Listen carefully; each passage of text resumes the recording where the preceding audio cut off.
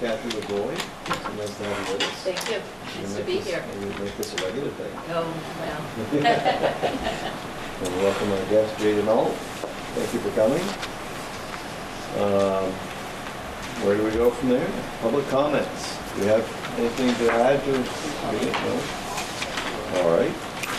We'll move along. I guess we'll stick with the agenda for now, and I would If it's on. entertain a motion to accept the minutes I can from see it's on the September screen already. 21st meeting. If it's not getting a connection with it, I can't see what it says up there. Whoops.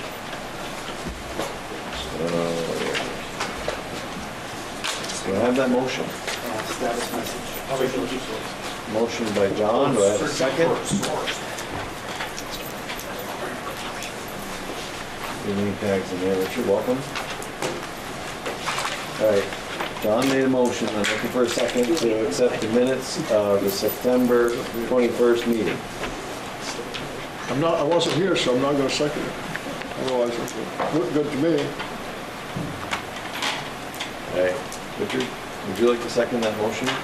Sounds good. Accept the minutes of the September 21st meeting? All right, John made the motion, Richard seconded. Any discussion on the minutes of September 21st? Hearing none, all in favor of the motion, signify by saying aye. Signify by saying aye. Aye. All opposed?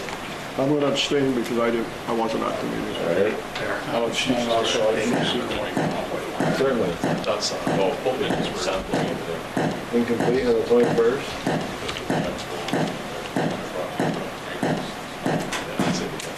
All right. All right.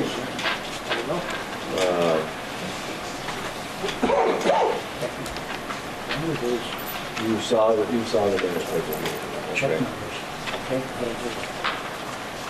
I've been informed the minutes were incomplete, so why don't we table those minutes until we get those revised?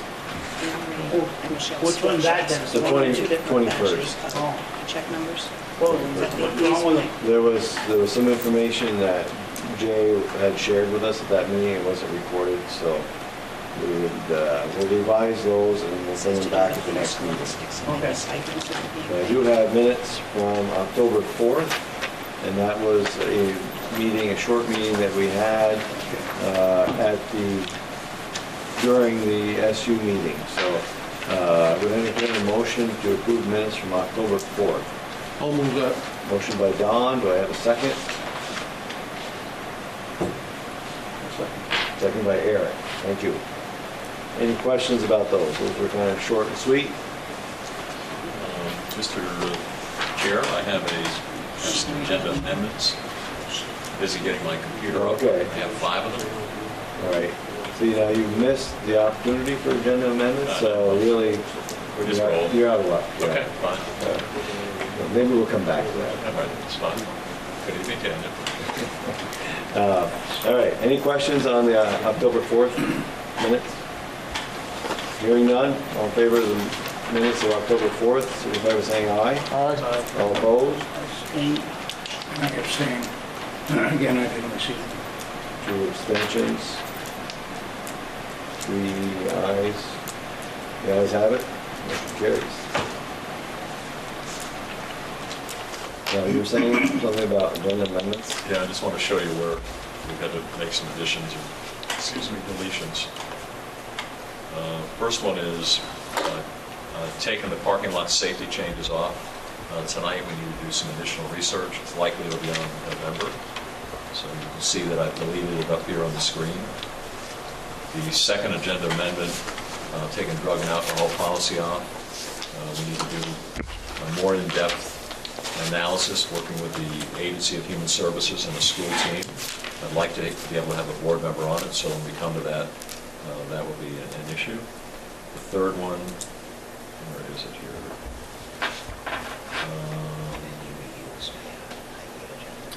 So I have a contract that I'd just like to share with the board. I'm not asking for action tonight. That's the Chinese sister school relationship under superintendent's report. The next one is generator, and I think we had some deliberation on that. We'll talk about that later. And the last one, I guess that's it. So anyway, just bringing to the attention of the board, those are some agenda amendments. Thank you very much. Apologize for giving you a hard time about that. That's all right. I couldn't get my projector to work. We'll blame it on technology. Well, Paul was able to get her done. All right. Let's see where we're at now. Presentation time. Before we start, before I introduce our first speaker tonight, just know that our UVM Teacher of the Year celebrant, Sarah Tanner, will be coming in from parent conferences at some time. And when she does, I think Dan is going to duly recognize her and give a little bit of background. So what I'm going to start with tonight, I'm very fortunate to have Kathy Lavoie. She's the mayor of Franklin County and has done And board clerk. yeah. Well, we're going to talk about that. That's the other agenda amendment that's coming, and so that we'll discuss later. But as you all know, Kathy has done exceptional work in a lot of arenas, particularly around drug and alcohol prevention and elimination, and also around workforce development. She and I have been doing quite a bit of work together. In fact, this is our third gig today. We started with a Workforce Investment Board presentation from the Agency of Education and a nonprofit around work-based learning this morning at the Hampton Inn, and then did a television show at 10. And here we are at the board meeting. So today is Work-Based Learning Day, and what Kathy's going to speak to us about is just some context for Act 77 and the implications for this school and every school, and what we're doing around apprenticeships, around internships, around job shadowing, and the requirement that all students grades 7 through 12 by 2020, I believe it is, will have a personal learning plan, will graduate from this school and all schools with a personal learning plan.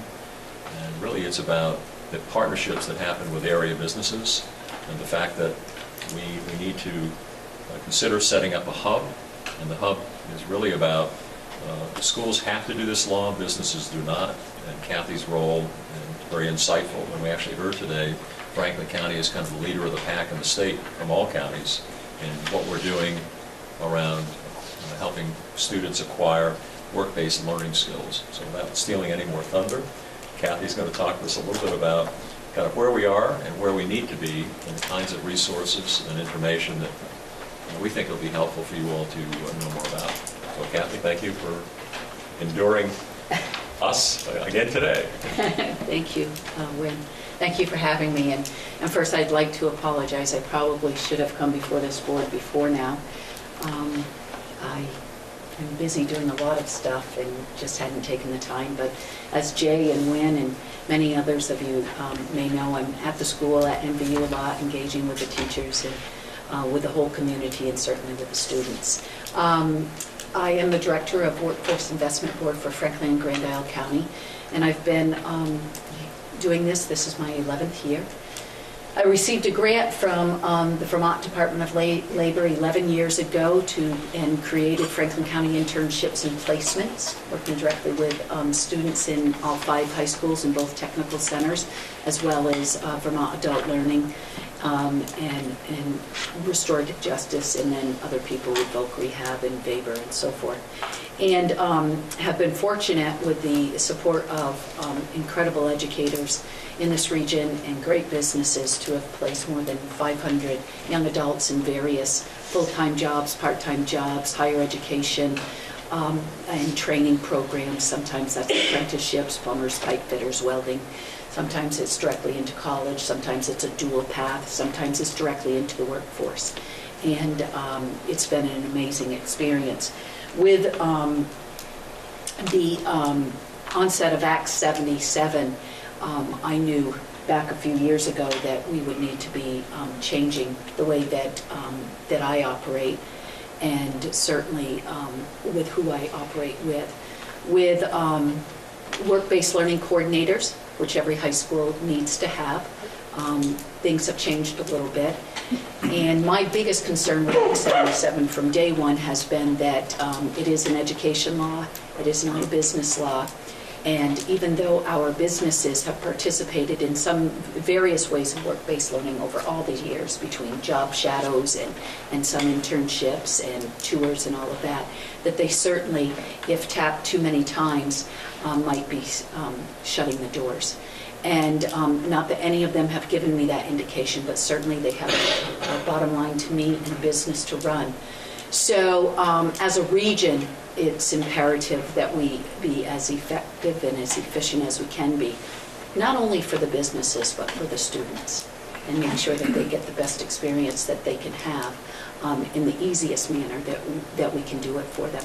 So this year's grant, my 11th year with the Department of Learning grant, even though some of it will be working still one-on-one with students, and I spend a lot of time now working as a resource to the schools and various other entities around skill sets that are needed for certain professions, for certain training programs, as well as building some programs for the region, and I'll talk about that in a minute. We need to bring the group together, and I'm calling it my Work-Based Learning Hub.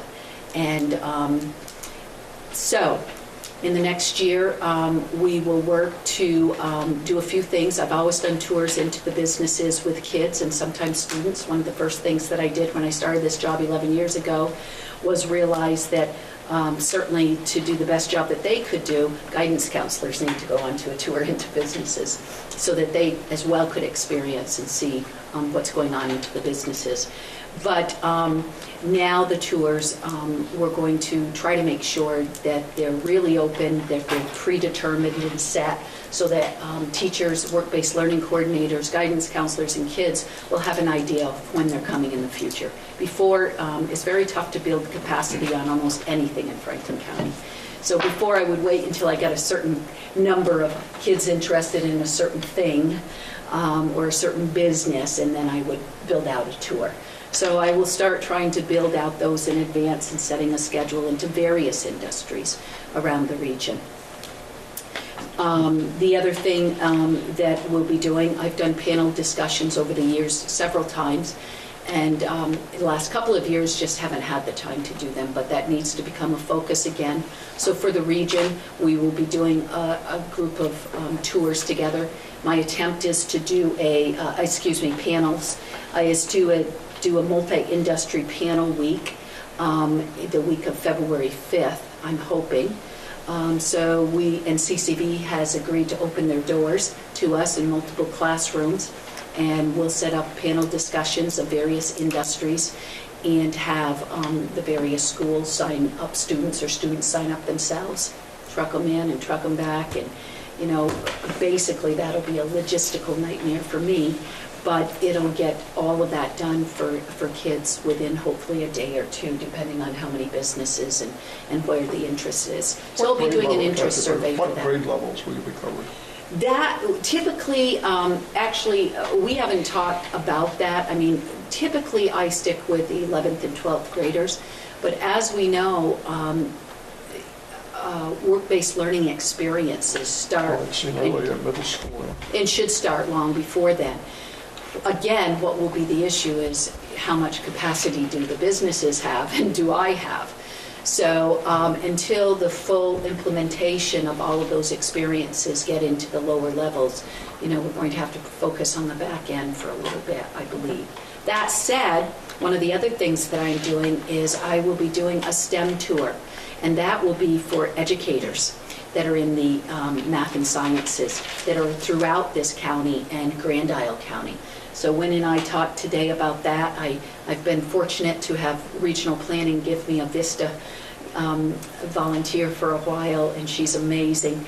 So part of that will be to find the math and science type of teachers within the schools and bring them out on some tours into. In fact, Vermont Precision Tool has agreed for us to go in, and that will be a very it will be down to the granular details. What kind of math are they teaching? How come they're teaching it? And how is it applied within that workplace? And I hope to do another one in the healthcare of some sort, something clinical. that is science-based. So I am focusing on the educators at a grade school, at a middle school level, but I'm not sure how deep I can reach beyond that.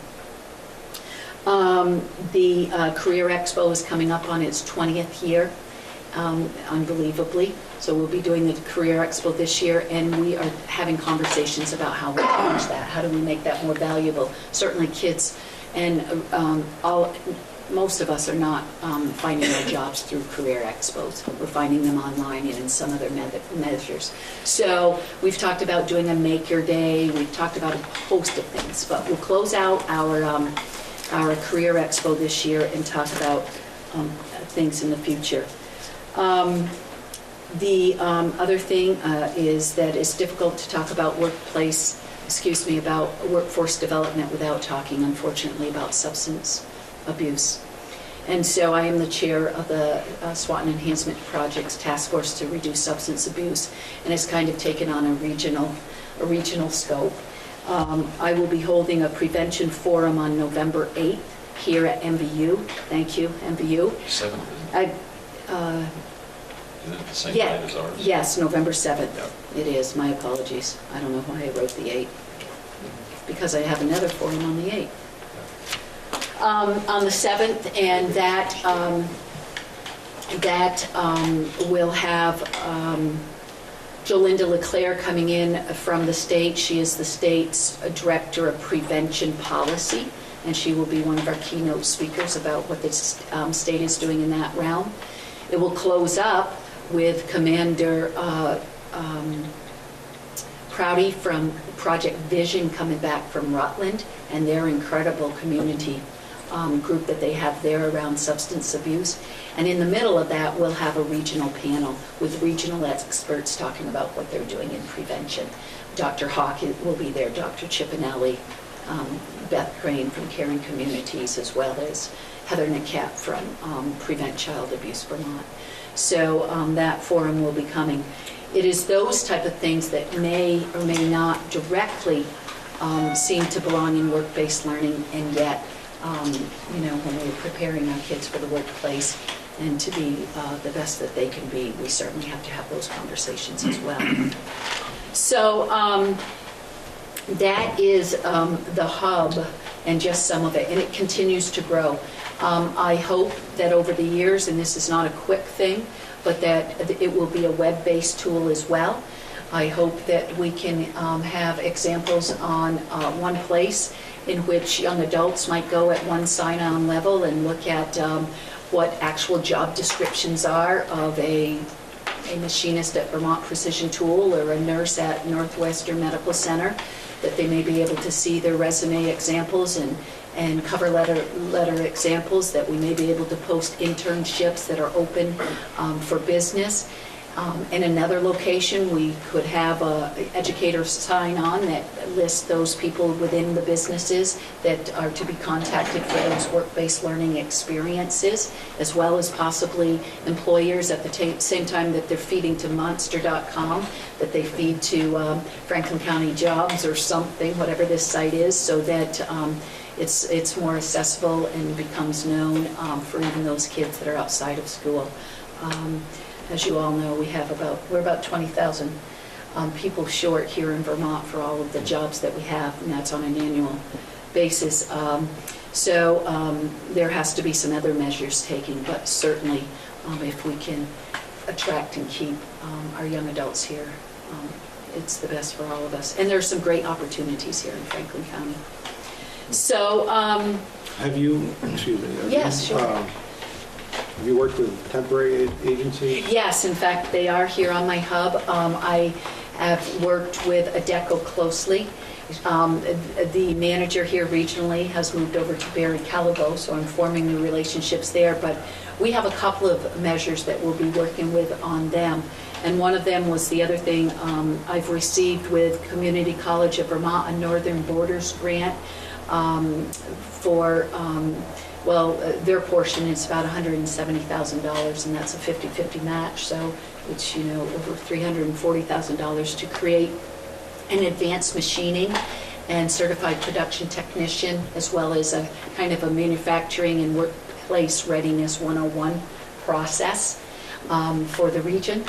We're very excited about that, and part of that will involve, working with the ADECOs and Manpower and West Staff and all of them to attract individuals into that, as well as whatever feeder programs we might create from the high schools and the technical centers. And beyond that, as a state, I'm part of a 5-person team with the state of Vermont that is working with the U.S. Chamber of Commerce, and it's for the Vermont Talent Pipeline Management, and it is a new way of looking at filling the skills gap, and it's very much a supply and demand model, and we are in the process of doing 2 pilot projects right now. One of them is with construction. We just did the back mapping for that, on looking at where the best talent is coming from into the construction world. And the next one that we're starting is on healthcare. So that's been a lot of work. It's been an amazing process. We hope that here in the state of Vermont that we can really, truly start filling some of the skills gaps that we have. At the same time, the U.S. Chamber is working on an initiative. You may have seen that. That forum is coming on November 8th to Franklin County with the Vermont Chamber. And I'll be speaking about the Vermont Talent Pipeline there. But that is an initiative that's meant to grow the people in the state in some manner, so that the number of 20,000 short is really dealt with in some way. So I'll be working with that. And then beyond that, the other part of my job is working to create training programs for the region. And we have an incredible group of educators here beyond the high schools, CCV, VTC, the Northwest Tech Center. All of us work together, meet with the employers, understand what the needs are for training, and then decide who's best to build it and who has, the tools, or who has a program that they might be able to modify, all of that discussion. I worked with VTC, and we built the Industrial Maintenance Technician Training Program that's here. One of the most highly sought after positions there are, is, I'm sure Paul knows, is an industrial maintenance technician. And that program is an 8-month program that is college accredited and is paid in part by the employer. So it's an incredible program. I'm working now with the Vermont Fuel Dealers Association to possibly build, we're hoping there's a bronze certification for fuel dealers and heating systems. So I'm hoping to build a pre-bronze certification of some sort, working with Northwest Technical Center, so that our young adults that are in the building trades program maybe, or some of the other programs, as well as just the general public, can do a pre-entry into the bronze certification for heating systems. And then on top of that, we have our Clean Sweep program that Paul has worked with me on several times for industrial cleaning. And it is the #1 program in this region and around the region. We also go to Middlebury and Burlington and other places. It's a huge need for schools, as you all know, and it is the program that puts people to work immediately. Most of them have jobs before they ever leave that program. And we have a Clean Sweep graduate that's been working here for 3 years, Paul? Four. I placed him. He was one of my interns, an amazing young man, and he's still here. We're very proud of him. So those are the other things. So that would be what I would ask of you. Certainly, if you know there's a need out there, because sometimes the need is not directly related to an industry, but a general need. We know there's a need for just Workplace 101, and we're creating a course in that. So anything like that. As educators, if you know there's a specific interest and we should be focusing on it for a tour or a panel discussion, even though I'm trying to gather and be smart about delivering those type of things as a region, it doesn't mean that an individual school doesn't, for whatever reason, have an insurgent of an interest in something, a bunch of kids, and we need to be delivering something, and that's what I'm here for as well. I know where I work in Husky Injection Molding Systems down in Milton. We had a summer institute, and there were some Well, we MVU did a graduation. tour. We worked here at MVU, and the plant manager came here and met with us here, and we did a tour back there. He was very pleasantly surprised at the depth of questions that came from that group of, it happened to be all young men that came out of MVU, and he had contacted me afterwards and just couldn't quite believe what he was hearing, so, yes. Yeah. And they've been offered full-time positions Yeah. now, so that's, Yep, very good. Kathy, can you go back to your November 7th meeting? Just, I know people do watch public access, but it's going to be here at MVU, Yes, and the time, the time is 5:30 to 7:15. and it's open to all the public. Open to the general public, it's hitting the airwaves now. Anybody, really, it needs to be a community discussion, obviously. Thank you. Anything else you wanted me to cover? Pretty good. You've got a question from Yes. behind. Kathy, you mentioned STEM careers. Yes. Experts in the field that were sought to validate Common Core have come out and stated that to offer Algebra 1 in ninth grade does not allow schools to prepare students for STEM careers because they can't access calculus. Fortunately, Missisquoi doesn't do that because they've decided to continue Algebra 1 in eighth grade. But how do you deal with schools that don't? And the possibility that those students are not STEM prepared because of the lack of. Well, again, I mean, I can't deal with it directly, of course, but that is in part why a certain amount of my work is there to support educators and more on what exactly is needed in the industries. And the STEM tour that we will be doing, I mean, I go on tours all the time with kids, but this is for the educators to go so that they can get an understanding. And if they, if they as educators need to come back and push back on some changes that need to be done within their own school, then we hope that's what they do. It's a difficult situation if they're not prepared academically. I agree. Any other questions before I ask Dennis to go to another agenda item before Kathy leaves, because it has her name on it? Oh, okay. Are we good as far as questions? Thank you again. Thank you. So let us just for a moment go to new business, and you'll see it up here. I would ask Dennis to ask for a motion to reappoint Kathy Lavoie as the MVU Board Clerk. Just hear me out. Easy Oh, to so do. I can shift it? Yes. Okay.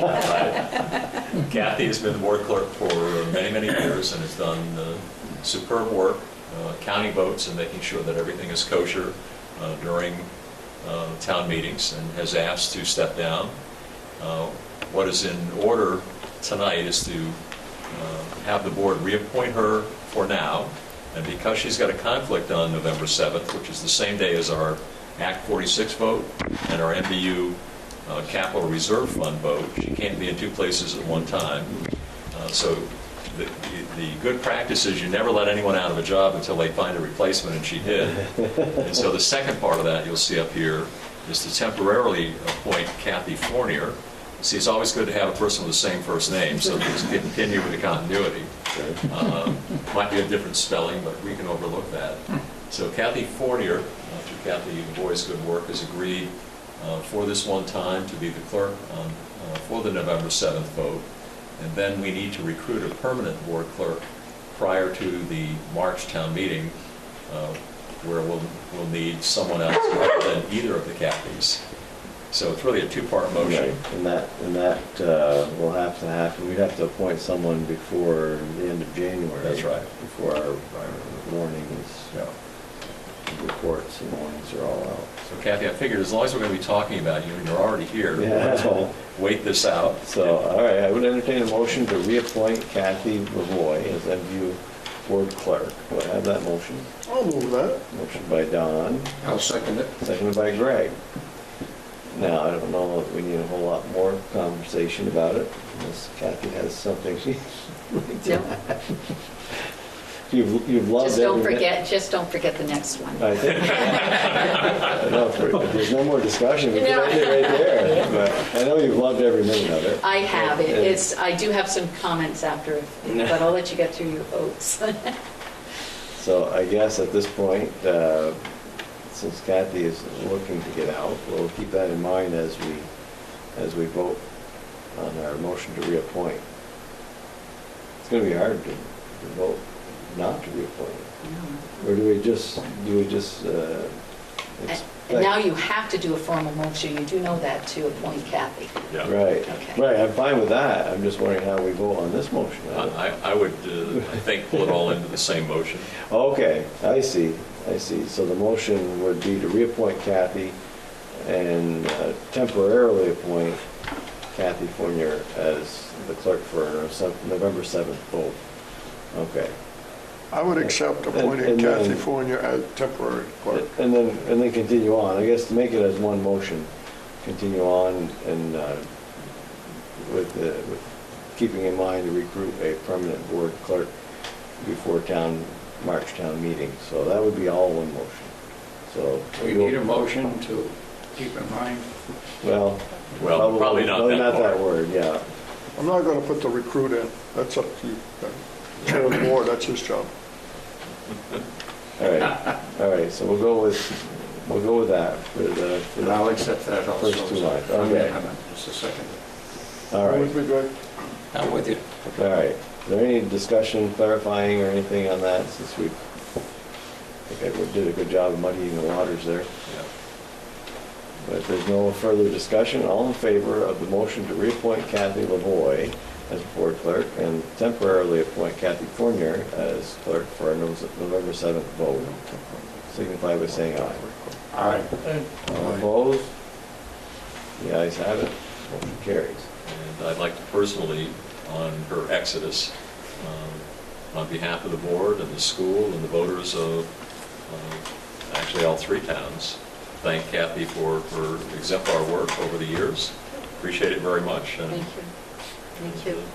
we'll continue to still talk to you and work with you in the future. Okay. Maybe a nice round of applause would be helpful. I would suggest that, and I am certainly willing to do this, that you look into whether or not one of the town clerks could actually be full-time MVU clerk. I checked that It's- out today, and I don't think it can happen. Oh, dear. Yeah, so I think we're looking for someone else. Okay, Yeah. Okay, great. very good. Thank you. Thank you for being with us. Thank you. We're 3 for 3 in baseball vernacular, so I guess it's a home run. Okay. Keep up the Great. good work. Thank Yeah. you. Keep it work. All right, Dennis, where are we? Is our teacher of the year here yet? There was Okay. action behind you, I didn't see what it was. But. All right, so we'll move along. I guess we're into finance. Finance and facilities, perfect. And I'd like to, special ed, oh yes, special ed efficiency. Before we do that, going back to the clerk, I don't believe it should be the chair of the board, but what, if we happen to come across somebody that might fill this, is it basically at the end of the town meeting day, taking the votes and certifying that? Yes. And that's the major thing they do other than special Right. election. Right. There's two reps from each of the towns that come together. What are they called? VIs, VCIs, Our Board of Civil Authority Yeah. people, you know? VCI, VCAs. Oh. They come together and they just attest that the vote count is accurate and report that. So depending on, during a presidential term, that's a little bit more of an arduous process, but regularly, not much, and it certainly won't be that much, I don't think, on November 7th, at least not to the same volume as it is in town meeting. So it's high pay, No pay, is it? no. It's a job that needs to be done, and if you find someone that would like to do a little bit of community service, kind of once a year, that's a good way to go. Yeah. Would it be wrong to take and have a stipend with it? I mean, I'm not trying to spend money Yeah. lavishly, but it might. It is going to take some Board administration. members get exorbitant pay, so I think we could Right, we could do some of could that. share hours. No, that's right. Sounds like a good I idea. think you can probably do anything you want, Right. within reason. I'm not suggesting we do it, but, we didn't have anybody banging down the doors the last 4 or 5 years to do it. Kathy was very gracious to do it, but Yeah. Okay, yeah, something to think about. It cannot be anybody that's affiliated with town clerk or a full-time town clerk, is it? I think not, according to my conversation with Kathy Fournier today. There needs to be a separation of powers, so to say. So that's what it's about. All right, so this might be a good transition before we go to Tanya, for Dan to do this Oh. thing. And could we have the guest of honor right up here? So Sarah Tanner is our MVU Teacher of the Year this year for 2017-2018. She teaches French, grades 7 through 12 here at MVU. And she's been here now, I think, 14 years. Is that correct? This started my 50s. This is starting at 15, yeah, okay. She's very instrumental in bringing the elementary kids up to MVU to get them immersed into the French program, and having her kids go down to the elementary schools to get them excited about coming here to MVU and being able to take French. And also does a great job incorporating French cuisine into her class, and does a lot of cooking with her class in regards to French cuisine. So again, just to introduce, and she just had her ceremony where she received her her plaque just last Thursday down at UVM. I think William was able to attend that as well. So again, Sarah Tanner. Nice round of applause.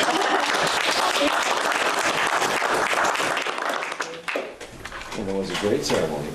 Dennis and I were able to do that. I don't want to let her out of here, though, asking a question. What was it that kept you here at MVU? Because so often we hear we get great teachers, and then they kind of move away. Not all of them, but you've been here 15 years. There must have been something that kind of sparked you to say, this is a place for me. It's the community that I grew up in. It's the school that helped me get on my way. And it's the place for me to be. It's good. My students. It's a nice ceremony. I've been there a number of times. It's a nice ceremony. Nice honor. Yes, we're very proud to be in the audience. And we always accept, one of the ways that teachers get selected is they actually get nominated by fellow educators. So it's not by us, the administration. We actually encourage the teachers, the staff, to nominate somebody here at MVU. And every year we get a number of suggestions, and again, her application, the read by her fellow faculty members stuck out. And again, year in, year out, she does a great job, and it's a great honor for her. So, Thank you thank very you. much. Thanks for coming in. Thank you. Also, as Sarah exits, Kirsten Belrose was our elementary teacher of the year from Swanton Elementary School, and she was at the same ceremony last, was it Thursday, Dennis? Yes. Yeah, well, good.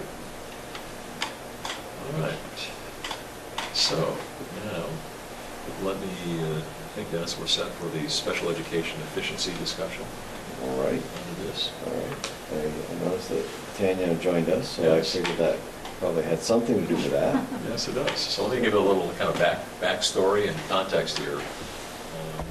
I'm sure you remember that I have had conversations with this board and with the SU board about the efficiency of operation, in particular special education efficiency. One of the things that really piqued my interest this year is when the governor had the standoff with legislature around healthcare. There were some one-time funds and leftover funds that were used to true up the budget so that the tax impact was diminished. And one of those pots that was dug into was excess special education funds that came back or that were unexpended by supervisory unions that were saving money in the administration and management of special education. And it just causes us to think about, we haven't seen that here yet. And part of that, the reason why I think we haven't seen that, one is we've had an increase in tremendous increase in need, but the other is you've got two management fronts. You've got paras being managed at the local school, you've got teachers being managed at the SU level, And you can't really see the whole picture and can't really access the whole system until you're under one management roof. And so what I've asked Tanya to do is to take a look at that. She's our new Student Support Services Director, so she's looking at more than just special ed. She's looking at 504, she's looking at homeless education, she's looking at EST, and it's really part of the bigger system. And in doing so, I think it makes sense for us to look at giving her the ability to manage that whole system. And so she's going around to the different local boards, and she'll come to the SU board on November 15th and talk with the SU board as well. But because paras are managed at the local school, it's really a decision that local school boards are going to have to make in consideration of changing how we're managing this system. It's very complex. We just submitted a service plan to the tune of, what, about $8 million? 8 or 9? Mm-hmm. And so you're talking out of a $40 million budget, you're talking a sizable portion of that is in the management of special education. We're talking about over 400 students out of 2,000 students that are involved at some level in special education. So it's a big enterprise. And Tanya's going to speak to us a little bit about, she's very good at developing systems. She has experience at that in another school district. Just to give us some different insight about that process. So, Tanya?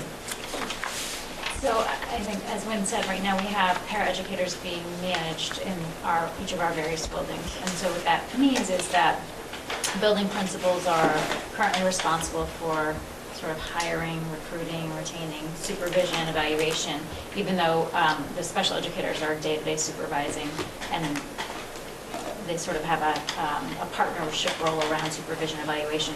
But building principals are also at this point responsible for any of the professional development or the training that goes along with that. And so as we look to those efficiencies and thinking, okay, is there an efficiency in bringing that sort of oversight into a central office situation where we can have kind of one lens on what are our hiring practices, what are our supervision evaluation practices, are there SU-wide professional development sort of efforts that can be made so that we are looking equitably at our buildings, at our paraeducators, and asking them, giving them the same opportunities, really, building to building or across the SU to develop their skills and develop levels of expertise in particular areas. So, and I think one of the other challenges we've run into recently is in some buildings we are having a difficult time hiring paraeducators. So we have some gaps in service provision for students. We're having to get creative around how to fill those and finding it challenging to hire and find people that want to come into those positions. So really the thinking is around, it's twofold. It's around sort of one set of eyes looking at that system of hiring, development, support for our paraeducators, and also thinking that maybe that's a way to alleviate some of the stress that we're having in terms of recreating those systems in 5 different areas and bringing it in. So we've thought about really kind of looking at those different areas, looking at different models for how we're using paraeducators and how we're supporting them.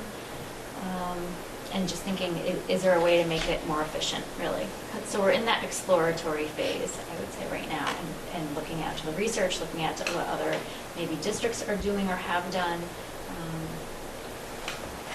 and really tapping into the people in the buildings to see what's happening and what would make it easier or more efficient. Speaking about the research, one of the pieces that we've looked at for a few years now is the Jean Greco research at UVM. And that's really about, currently with paras, we have the lowest skilled employees working with the highest need students. And one of the things that the Jean Greco research looked at is, does it make more sense to hire licensed teachers and not as many paras? And the ratio really is, it would be roughly 3 fewer paras for every licensed teacher. So it's not a budget impact, it is a skills benefit for those students. And it's really looking at how do we still deliver one-on-ones. And again, and I'll use the adage, if every problem is a nail, every solution's a hammer. And what I mean by that is, every time that there's a student need in an IEP, the first response is always one-on-one para. Well, that isn't always the best solution. So if we had smaller class sizes and more licensed teachers to be able to work with very needy students, would that not put us in a better position from a quality standpoint to be able to deliver the kinds of services we need for kids? And that's what the G and Greco research is really about. So as Tanya and others are looking at these models, that's one of the lenses or the frames that we're looking at the different options through. And there are districts, there are SUs in Vermont that have been doing that. So we're going to look at the pros and the cons of what they found as well. Well, what has been the reaction, I'll ask you and maybe it's Tanya's, but what's been the reaction of the local principals to this? Are they with us on it if we're thinking that's a great idea? Yeah. Or are they trying to protect their own turf and keep their own people? I'd say there's a little of everything. Okay.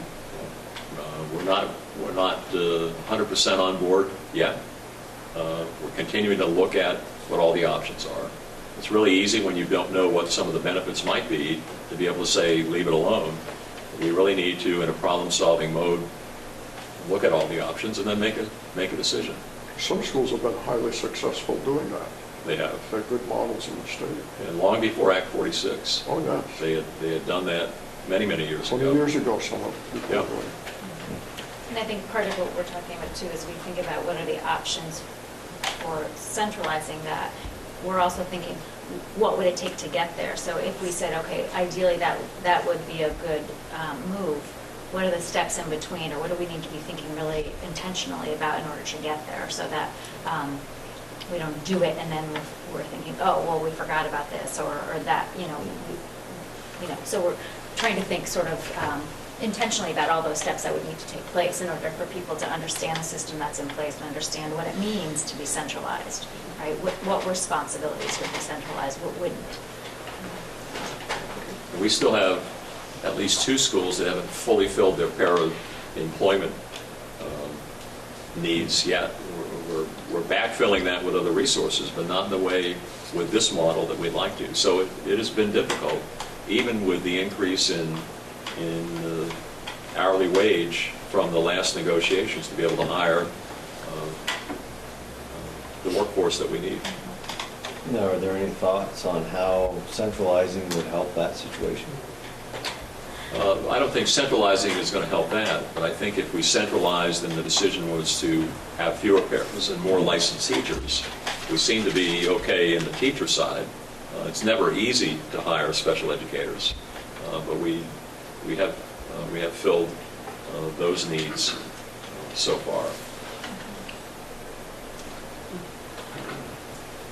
Any questions, any thoughts, issues for Tanya? A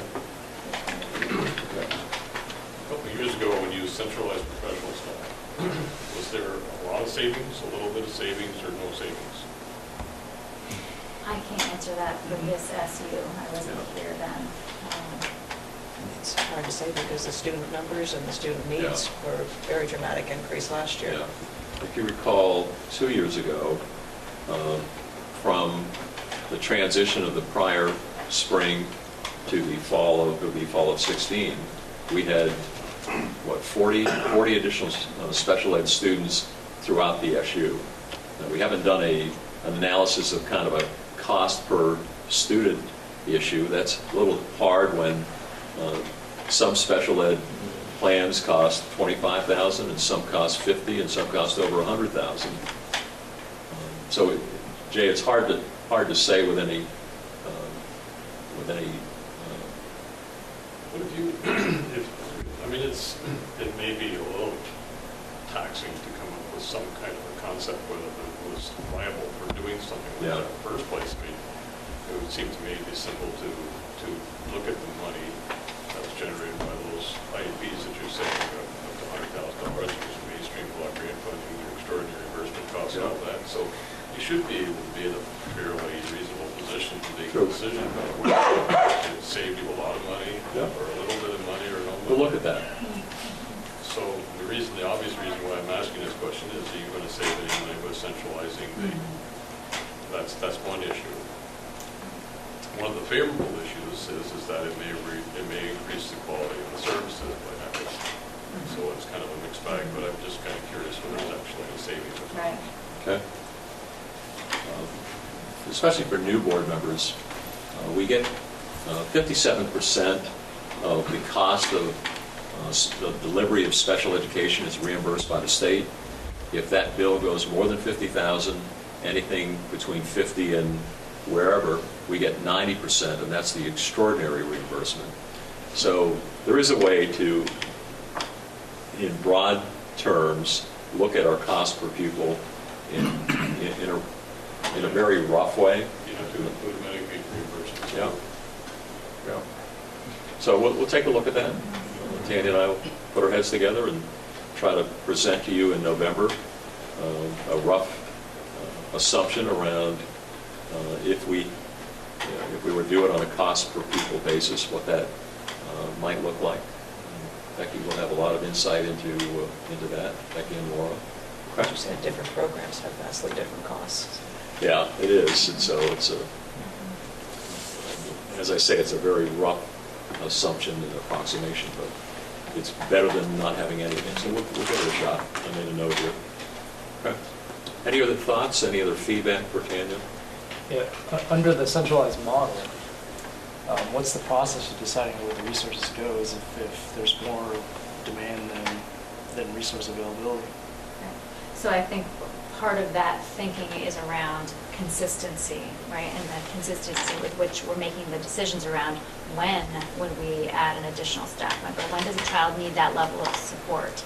And so looking at a way, and again, that's that sort of systems level approach, or just consistency across buildings, which is really, we need to do that anyway, right? Whether it's centralized or not, we should be looking building to building to have some sort of consistent way of saying, when children are struggling, have we done this, have we done this, have we done this, and at what point do we decide that we should start looking at additional staffing? So that helps the consistency in looking at that. Well, I envision part of the model allowing you to shift resources from, say, MVU to another school, et cetera. But if there's needs at both, who are the people that decide where these resources go, I guess? Ultimately, if a child is in need, and that's determined through their IEP, we need to get the resource, right? So that's a legally binding contract. So that's the same conundrum where now we need to be hiring for staff. The way we would shift staff might be, this person is fading off. This person is not needing as much support, so we can reallocate this support someplace else. We can look at models where there's a short period of time where there's some intensive support in one place, and then it might shift to another area. So it's a very sort of dynamic process, building to building. And I think one of the ideas about having one set of eyes on all 5 buildings and knowing where the movement is that you can more easily reallocate those resources. Right now, if someone's in a building and there's not so much of a need, that staff is still in the building, right? They're not doing anything, I'm sure. They're all busy, but it might not be as intense as it started out to be, right? So then that staff could potentially be reallocated. You have just one service plan for the entire supervisor unit? Yes, but we have individual components for each building, yes. Next question, do you have, essentially would be a service plan for each building? For the paraprofessional costs, yes. Would you be retaining that if you consolidate? Probably be all one-to-one.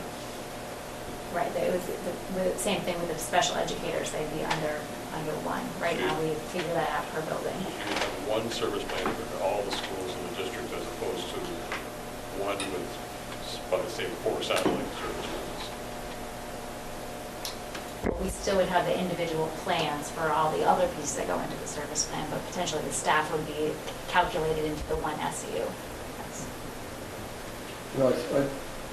I don't know if it's still happening, but 20 years ago, going back to your point about if the need decreases, I remember principals being really happy because they had a full-time person and they only now needed them 60% time. Well, you aren't going to fire somebody or relieve somebody mid-year. So that meant there was now somebody in the building who could do all those little things. Important, but not significantly important enough to have a special education credential. So, you may be up against that in some cases, that I'm the principal of a school, and when I'd love to have a para's demands in special ed be reduced during the year, because now I have a kind of a freebie. So I like the centralized model, because at that point you can say, okay, Swanton doesn't need this person full-time. Maybe they only need them in the morning. We'll ship them off to a school, Franklin or Highgate, where they are needed. Well, like, back to my original question though, but who's the person that decides that? Or is it It's a team, multiple usually. It's people? usually, it has to be a team. Well, and so who would this team consist of, I guess? Well, if it was Franklin School, you'd have at least the model I'm familiar with, Franklin School would be at the table if they were gaining or think they were losing, and there'd be other designated people. And the key to much of this is the parent. Parent has a lot of rights in determining services. But I think, John, I think what you're expressing is a fear that I've heard is that we fought this battle about 25 years ago. But that's all right. Things change slow in Vermont. But anyway, it's something that really needs to be looked at whether they move forward, because some of the things that stopped us in our initial efforts were myths, and some were true facts. There was this fear on behalf of principals that I have this great para. He or she's been with us for 7 or 8 years, and the student he or she is working with is moving on to the middle school. And what are we going to do? And if we were in central office, you know what they're going to do? They're going to ship them off somewhere for part of the day or maybe permanently. And as long as they're in our control, we can even put them in the hot lunchroom part of the day if we need to. I mean, I'm telling war stories now, but that can happen. So I do like the centralized model. I think it gets the most professional bang for the buck. But I may be in the minority in this issue. Just a quick comment on that. The IEPs, the students who are found qualified, are what create the service plan.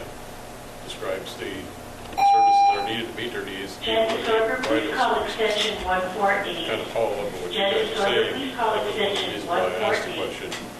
Because if you have service plans in each school, then that's going to be the vehicle which is going to make the decision of how many speech and language pathologists you're going to have, how many consultant teachers you're going to have, and so on.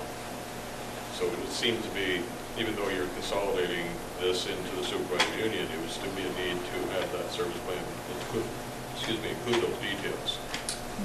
Yes, at the end of And ultimately, student plans. you're the one that manages the whole.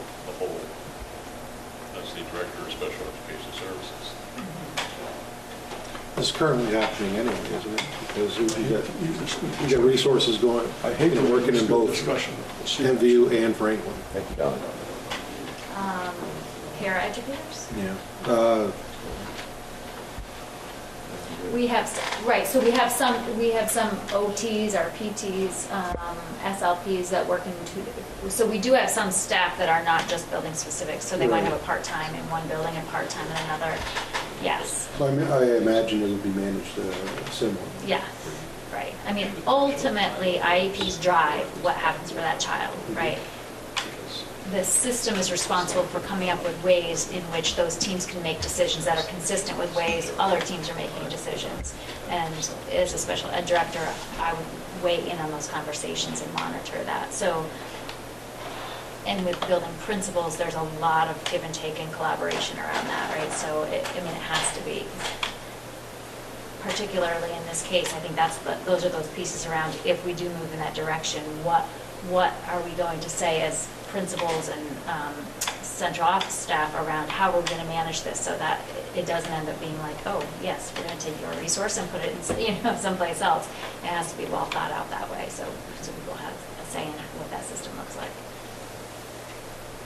Do you have a squad of teachers of paraprofessionals that are more easily moved from site to site?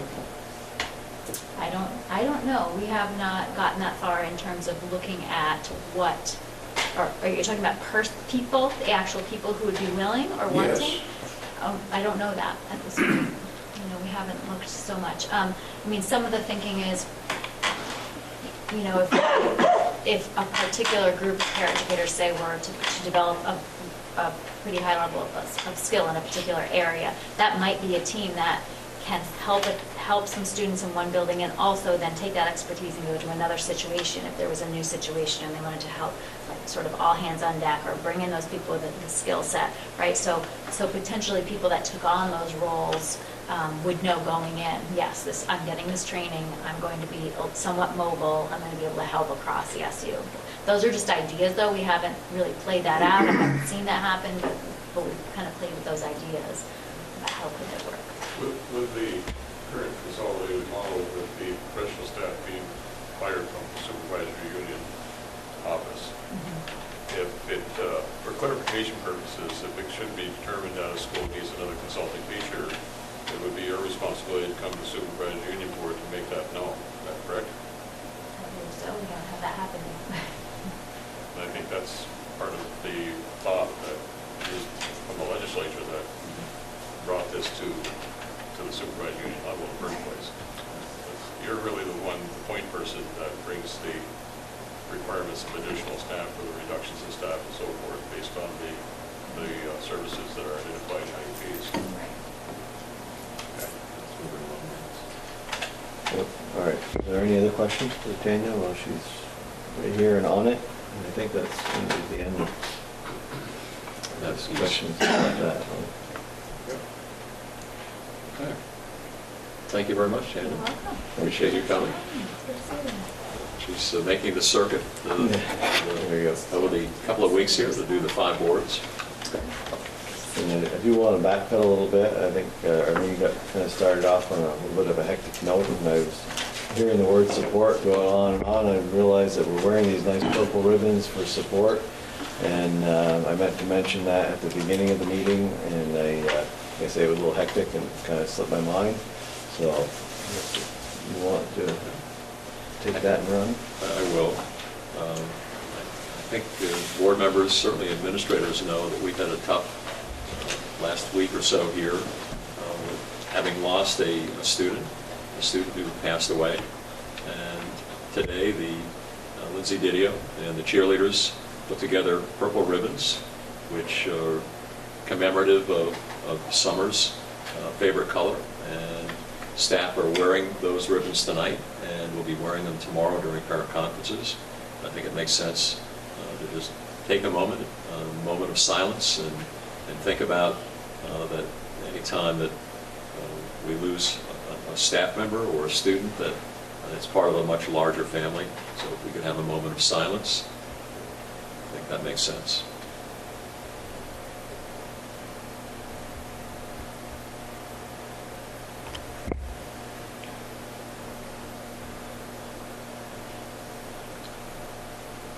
Thank you very much. And our condolences go out to her family and friends. It has tremendous impact in all the tentacles that emerge from a school. So thank you very much. Thank you, Wayne. All right. All right, we've got budget drivers up there next. Is that something you want to talk about? Don't want to, but I want to. So this is kind of setting the context for the budget work that Becky will talk with us a bit about. As I've shared with you last board meeting, every September, October, and November, we always come to you in dire straits that the state budget is in arrears, 50 mil, 100 mil. Problem this year, it's a little bit more drastic than it's been in the past that I remember. And last year, to be able to, again, true up the statewide budget and to make sure that we didn't have a stalemate between the governor and the legislature, they came together in June. They drew some pretty firm lines in the sand, and they got into some one-time funds that are going to have some negative impact on all budgets this year. Again, we've gone from 103,000 students in 1997 to roughly 78,000 statewide this year. So we're seeing a progressive decline in enrollments. We have some impact here. And again, I'm just going to share with you 2016, we were at 805 here at MVU. Last year at 809. This year, we're about 805 again. And again, that's pure numbers. That's not equalized pupils. So fairly flat trajectory on this. Our other schools are here. And what I've identified in blue is this is student licensed teacher. And I'm going to ask you not to pay too much attention to this because I think we're using different metrics with the state. What I can tell you is we're 7.52 students per licensed educator, and that includes nurses, it includes special educators, other people, librarians, not solely teachers in a classroom. The class size ratio is out here, and we're 13-to-1 in class size ratio, and that means if you were to walk through the school today, and you look at all the number of students in every one of the classrooms, 40 classrooms, and you would see an average of 13 students to each teacher. And so that is what's known as class size ratio. This is student to licensed educator. And the one in the middle is the student staff ratio. So if you were to take all of the individuals, not counting bus drivers, not counting food service staff, and in that, we have some contractors. From NCSS, we have a fair number of contractors for drug and alcohol counseling, for truancy, those kinds of things. That ratio with contractors in, we're 4.1-to-1. And that ratio with contractors out, we're 5.1-to-1. The statewide average is 4.23-to-1 with contractors in. So we're a little lower than what the statewide average is. And, you know, some might say that doesn't make a lot of difference, but I will tell you that the statewide average of 4.27-to-1, if that moved to 5 students per one, it would save roughly $75 million in the state. And right now, the Ed Fund is down 50 mil. So you can see that metric on 78,000 students does make a fair difference. So we're looking at those ratios. And again, I have to go back and just do a little analysis of what the state used to be able to get to the licensed educators. Again, 80% of our budget is in salary and benefits, and that's really where the money is. So at the same time, it's not just about money. It's also about quality, and it's about a balance between the two. If you're looking solely as a business, you might make different decisions. If you're looking at it as an educational institution, there are different decisions there. And so we have to keep an eye on both because boards are directly subservient to the voters. The voters are the folks that pay for schools through the statewide budget. And so these are metrics that we're addressing as we develop that budget. Question, thoughts, or issues? How big a job would it be to bring that number up to 5 to 1? Well, what would that mean for MVU? I don't know. I know Becky knows. She's not saying it tonight. Not on my head. Yeah, we certainly could dig into that. Well, I see in a high school setting, it would be a very big challenge. I mean, Yeah. you know, the course offerings that we have. And I assume that everyone on staff is busy and has a job. Well, the issue, high schools are tough because you want your AP courses to be available and to meet kids' needs for students going on to college. And there may not be 15 students in an AP Calc class. And yet, if you drop it, then the quality of the education that you're affording students begins to diminish. And so, as you can see, that's a precarious balance that we're having to deal with here. So we'll take a look at that, and we'll come back. What's the minimum number of students that we build a class around? I don't know if Leanne or Jen want to talk about that. Is there an assumption of the number of students that we say this course runs and this course doesn't? Because Yep, that number is usually capped at 10. So we say a class will not run unless it has more than 10 kids in it. If they have at least 10 parents. Yep. There are very few exceptions, but there are a couple. That'll run like with an And if AP it is class. if it were a key class like calculus, would you make arrangements to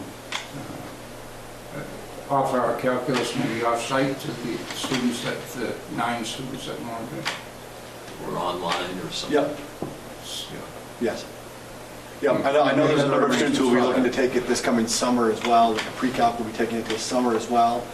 I know that was being actually discussed today. There's a couple of kids that may actually can't fit it in this year, maybe taking it this summer through CCB, either at Winooski or online through the St. Albans branch. The other piece that I think lends additional resource here, every student in Vermont is entitled to 2 dual enrollment college courses. In other words, that meets graduation requirements in schools, and also a 3-credit course that they can take into the college world. And that could be a way that students could augment in low enrollment classes. So there's some other options here. Jen, if you have any other insight into this. So many of those dual enrollment options that we have right now are actually our teachers providing that college credit, but it's also possible for students to take those vouchers to an institution like CCD and get their college credit there. And we have quite a few students who take advantage of it. Past couple of years, I don't know about this year specifically, but the state has offered, I think, an additional 2 more courses at a very discounted rate, because like 130 credit or something. So, so a good opportunity for kids to get a jump on that first year of school. Yes, Jim. Just a comment. What I find frustrating about this is that the Secretary of Education's salary got a 3.9% increase over last year to a whopping $191,000 total paid compensation. $191,000. That's including her benefits and wages. The State Board of Education asked for the second year in a row for $175,000 or $275,000 to hire 3 more people. That's an average of $83,333 a piece. And it's really frustrating to see that when we're looking once again at the potential of being asked to level fund our budgets, and it doesn't seem as though the same thought process is in existence in other places that we should be. $191,000.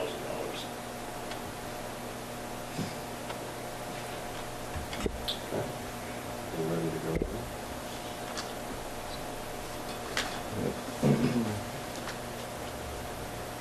Track and field repair. There we go. So Paul, myself, the administrative team, known as the MALT. So if you hear about MALT, it does sound like beer, but it's not. It's the MVU Administrative Leadership Team. That's what it stands for.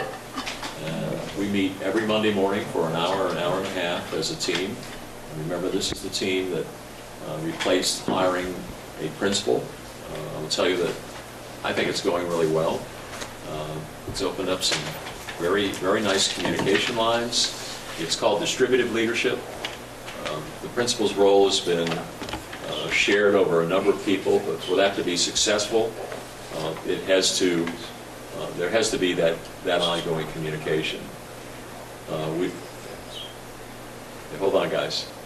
So this is important because you remember there's $15,000 in the budget for track repairs, and as we started looking at that, the issue emerges: if we can't secure the perimeter of this property, there are 4-wheelers, side-by-sides running all over MVU's facility because it's such a wide open expanse. We had a cross-country student almost get hit during a cross-country event. It's happened more than once. We had a baseball athlete almost get hit last spring. And just to give you an acclimation to what we're talking about, this is 78, this is Thunderbird Lane, this is the MVU complex, the facilities themselves. Here's baseball field, here's the track, and where the 4-wheelers, well, I won't say always, because sometimes they come right up Thunderbird and they go out the cross-country trail. What we're trying to do is secure this back perimeter of our property. And Dennis Boucher, Paul and myself went out and took a walk a few weeks ago. Well, I think, Dennis, I'm going to give you credit. I think it was your idea, but it might have been Paul's. Doesn't matter. We'll give you both credit. Four-wheelers feel like they're entitled to this roadway, which is also shared with cross-country running trail. And the idea was, let's separate it into a two-lane highway. And the lane on this side is where four-wheelers would go. And it's on school property. I don't think we can limit them being here, but we certainly can secure the area. So on this side of the yellow line, this is where the runners would be. So the runners will stay on the path that they have always been on. And we're going to fence off, we'd like to fence off a lane in between so that the four-wheelers go on the boundary line and go beyond where the cross-country trail comes through here on the softball diamond. Paul's done some good analysis, and if we put up an 8-foot chain link fence with sunken cement pylons with the poles in it, so that at least it's going to make it a bit more of a challenge to pull it down, because we've had a lot of problem in putting up fencing and having it get ripped down. What it does is it respects the four-wheelers that feel like they still need to run here, but it keeps them off the field facility, at least from this area. We are a bit vulnerable down here where you can't see. Paul's, over the years, laid down large boulders where this back lane road connects onto frontage. So trying to diminish access here.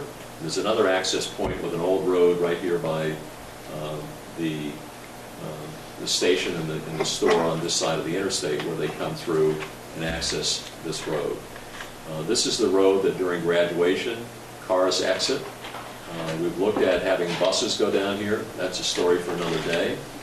But for right now, it would be very helpful to be able to secure this back property lane, which would keep a lot of the four-wheelers off the facilities. You might remember a couple of years ago, on a weekend, some young lads and lassies with a side-by-side dragged a 16-foot fiberglass boat right out through here onto our field facilities and headed for the baseball diamond, and cooked the engine on their side-by-side and left the boat and the side-by-side right here on the field.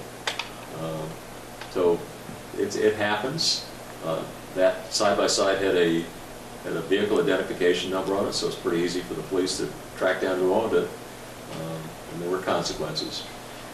So what we're asking tonight is, this is about a $38,000 proposition to secure this back boundary, to create a safe environment for young athletes in track and field, in baseball, in soccer, and especially in cross-country running. So that cross-country trail will still stay the legal size that it is. It ain't gonna shorten, it ain't gonna smaller. No. It's still gonna be there for big meets, right? Yeah, because where that Better little- run 200 at a time, just like we have been. Right, because where that Okay. little jag is up there, we're going to put a set of gates in there so we can open them during the meets. Okay. So as you're coming... So okay, Paul, but what I'm saying is, now, are they gonna be able to, like, practice and stuff? They're still gonna be able to run that course? Are they gonna have to open it every practice, or? When we're doing practice, we will open it, because the whole thing is once we put it in, we need to maintain it, make sure it's closed and locked, because otherwise we'll have the four-wheelers coming Right. through there. So yeah, the gate's going to be here. As you're coming from where the arrow is going in this direction, the cross-country running trail will be the same one it's always been. It won't change at all. On the right-hand side of the running trail will be the fence, and on this side of the fence, if you think the yellow line is the fence, the four-wheelers will make their new track here, and there's space to do it and still be on school property. And then eventually do it in such a way that I think, Paul, you're thinking about doing some clearing. You want to talk a little bit about that? Right, so what we're talking about is where this red line ends up here is actually clearing that out a little bit more, because what happens is the four-wheeler trails are right up through here. They come down here and get onto our property this way. So if we give them an access point over through here and let them start going through there for a month or so, and then I'll start putting more boulders down here to kind of block them off, then they'll have a regular route already there. And So you're gonna clear it for them, clear them a trail and, well, when we clear, what I'm gonna do is clear the property line yeah. so that we can go down through there if we need be. Yeah, because if you don't, they're going to find they're going to wheedle their way through the woods. Before you know it, they're back on school property. So this is the first in a very important stage to be able to secure this back boundary, and at the same time work with the four-wheeler community, and there's a lot of them, as opposed to putting up signs that say you can't ride on school property and yet have no way to enforce it. There was a club at one time, and the club did a great job. When they had the club, they even came, patrolled the cross-country meets and everything. They were great. I don't know if they still have the club or not, but when they had the club, there were 15, 20 of them that come right to our meets, and they did a wonderful job. You know, and I don't know if they're still out there. Well, pretty hard to corral because they're now motorcycles, they're side-by-sides, they're four-wheelers, And safety during the events is a big concern, Right. but just tearing up, you know, if we're gonna make more investment in those fields, then tearing up fields is what. And it's not only during events. Some days I'm out there and sometimes there's a motorcycle that'll come out, see there's nobody in the field, come out and do a few donuts, then head back out across the other field. So it's during class time too, so that sometimes we do have students out there. Yeah. So anyway, we started to look at where we're going to invest $15,000, which was earmarked for track upgrades. We really felt like we need to secure the perimeter first. We'll come back to you with what the plan is here. But tonight, if the board is comfortable with this strategy, it would make sense to have a motion to move this forward and get that bid out and get it in so that we can begin to secure the perimeter. So the 15,000, we've got to use that though, right? Yeah. We in the next year. Yes. So the biggest thing is to get, you know, your baseball diamonds and stuff are set. You don't need a $1 million track. You need to be able to get it up 60, 70,000 so you can have a home meet here. That's the big goal for the last 30 years, get a home meet. Yeah. You know, and we've started with the 15, you know, I hate to see that money, we lose that money. Right, we won't lose it. You know, I think we need to start making sure it's a 400-meter track. You gotta get all your measurements, and it's a 400-meter, it's marked down, you might have to go wider. You know, you wanna check that stuff before you put your fence in and stuff. You wanna make sure where you are and make sure you've got that 400-meter track in there. Good You know, Good point. you know, you got to, You can't go much further beyond the fence because that's the boundary, but. yeah, it's good you know, going this way, you gotta go wider, or, you know. There must be a dimension requirement too, as far as how Right, wide yeah. the track. And I don't know if that track, it has the measurement, the dimensions or not. I think it needs to be looked into, and, you know, I think, you know, but I don't want to see that 15,000 it go thrown out the door, you know. You know, do we do another 15,000 and get this track up to date so we can have home meets? You know, that's the goal, so we don't have to go to BFA St. Albans. You know, we have our own right here. I ain't saying have a state meet or a big, have a 4 or 5 teams here and be able to have a high jump pit and a good place there, and you know, you're going to have, you know, I don't know if there's room inside the track to have with the football field there, to have a high jump pit where they have, you know, there's lots of things that are going to have that 15,000 you're going to have to put into it, you know, besides the the special dirt and, I don't think we need to have a crushed stone. I think we need to go with like Mount Abe or Spalding or something like that, with like a clay, something like Hartman's got on his, pit, and that's, So we'll be back to you in November with what our recommendation will be for the $15,000 upgrade. For now, I'll turn it back to Dennis to see if we... I would entertain a motion Dennis, to, question, just a quick one. Since you're essentially providing access to four-wheelers to use school property, what is your insurance coverage going to do with that? Same as it's always been. Well, you check to see if your insurance coverage will cover in the event a kid gets in an accident on the access trail? I certainly will check that, but they've been riding on this facility for 50 years. and we've had accidents there. Yeah. What's happened, we had a big accident there back when I was working here, remember? We had one out there, Jay? What happened then? Talking with the insurance, when they did have that accident, it was up to the individual's insurance to cover whatever happened. So we're no It wasn't a liability to the But school. in this case, you're actually making accommodations for four-wheelers to use school property. They're already using school property. They're already on it, so. Well, I know, but you're taking action to make it available to four-wheelers to use. So what We is can't the- do away with it altogether, Dennis?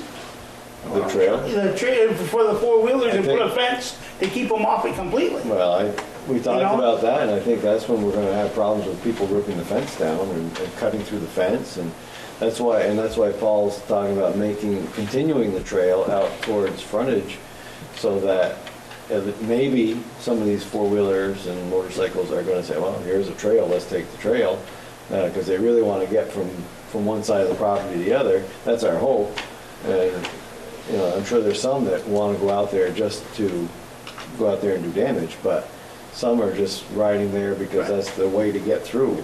But if they want to get on there, they're going to cut the fence. If they want to vandalize, they're going to vandalize. Yeah. All that's going to do is keep you honest still. Right, well, it's gonna hopefully keep a few more out because the fence is there. The issue, the police have not been able to prevent them from being on here. We haven't. We put up gates in the past, they've ripped them down. So it's really the solution of least resistance. If we work with them, it's our attitude that they will respect what we have here, and it begins to secure the perimeter of our property so they're not riding across fields. We're giving them an avenue to be able to go where they have been for many, many years. What's that adjacent property right there? Pardon? What's the adjacent property to that fence? Oh, That's the LaFar's from. I don't know his first name. Goes back a few generations. Yeah, so there's LaFar's, and then there's, what is the horse lady there? Sullivan's. Sullivan's are down on the lower part over there, yeah. Do they complain about the four-wheelers? Oh, they don't want them either. Because actually, the LaFar farm, they actually come across some of their pastures out over there, take the fence down. It's all one family. We're fire Sullivan. It's all. Is that all? I don't Yeah, know. they all have animals there. and- Yeah, it's all daughters. the issue is a culture of four-wheeling in this county. And they ride the rail trail, they ride Robin Hood Drive, they ride everywhere. And I don't think you're going to stop it. So when you can't beat them, you join them. And the way that we're looking at this is a solution to a safety problem for our students here at MVU. So my next question is, Dennis, whichever one, where's 38,000 coming from? Well, that's certainly a conversation, and I don't think we've figured that all out yet. We've begun the discussion. Now, I know it's all up in there. Can that capital gains, or I want to make sure I say that right. Reserve. MVU Reserve, fund. yeah. Can that come out of there? No, I don't think so. It can't? I don't think believe so. That's because something. this is a new project entirely. New construction. Now, so I'm not exactly sure where the funds are going to come from. I think we sooner we'd have an easier time getting money from that fund to work on the track, because it's an existing track, and so we. But you also got an existing fence there. There's a fence that runs out, It's not an MVU fence, I don't think. or that's not. I I know MVU at one time, I helped put fence posts in Oh, there. yeah, okay.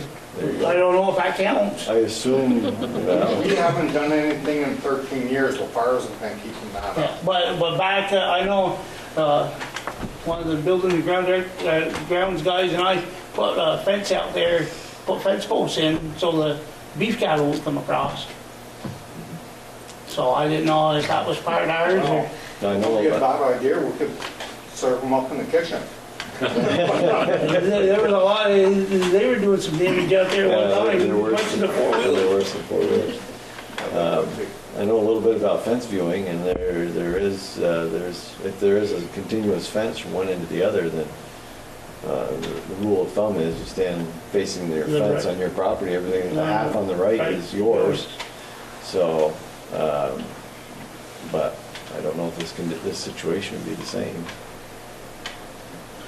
But you're supposed to maintain yours too, so Right. if you haven't touched it in 20 years, then maybe.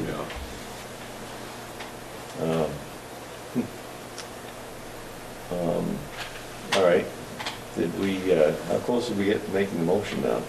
So should we determine where those funds are gonna come from before we Yeah, I don't decide see that there's before I gonna be make a fence motion. made? Well, for now, we'll look at the facilities budget and take it out of that. It means that there may be some things that it was earmarked for that won't get paid for, but the other reality is we've had some fairly sizable carryovers depending on how the budget goes this year as far as the implementation. And I would say that we should be okay. Becky's going to talk to you soon about where we are right now as far as our projected end of the year carryover. In fact, Becky, maybe now's a good time. Being October, it's kind of hard to look 9 months out, but at this point, we are looking well. We are currently probably underexpending our budget by a little bit, and there's 125 that probably won't be spent this year, but I know that wants to go back to the taxpayers if that project doesn't happen this year. That's the water line project that we earmarked $125,000 for. We do have additional revenues coming in this year. Our tuition bills are going out by the end of the week, and we have about 6 additional students tuitioning into MVU, which is about $100,000. But that is on the revenue side. So I think we can probably find 38, but I can't tell you exactly where it's going to come from Right. right now. Too soon to tell. But, right, we mentioned the 125,000, and we kind of talked about that in the finance committee, that I think that that money was earmarked for that water line project, and even though it was, being in the general budget, it could be used, could be reappropriated for anything, but I've decided anyways that I'm gonna recommend that we just Give it back. not spend that, and it'll go into carryover for next year, and no, we're not gonna mail it back, but it'll be applied towards next year's budget and as carryover.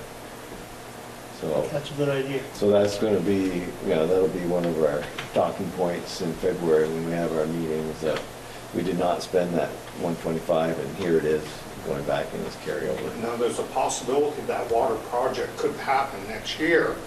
So the thing is, it would be nice to be able to start talking about it, rewarning it in case the board Hopefully- decides to put it back in. Yeah, hopefully by January, there's some indication. Right. Right. The village of Swanton had a setback with that project. Again, they're expanding the water line to the airport. There's likely to be expansion at the airport, and so advantageous to have the water line extend that far. We set aside the $125,000 to go down Thunderbird Lane and to connect to that water line on 78.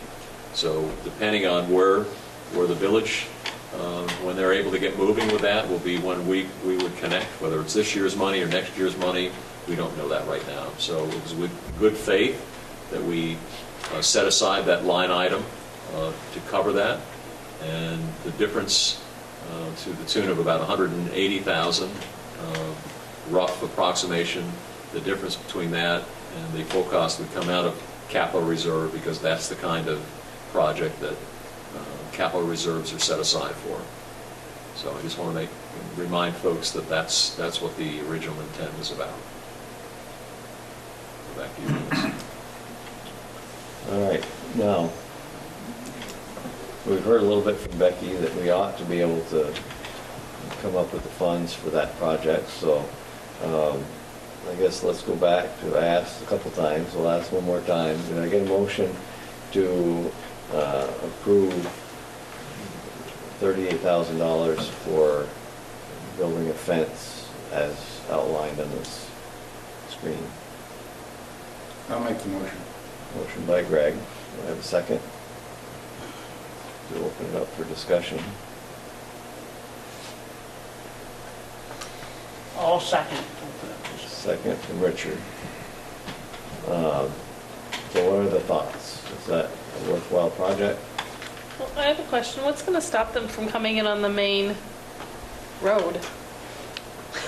The main driveway? Down here? Right, like right here. Yeah. I mean, it's bold, but that's kind of been the pattern. I mean, people will be bold if they want to be. Well, I'm sure there's some places through the woods Right. that they can access the property as well.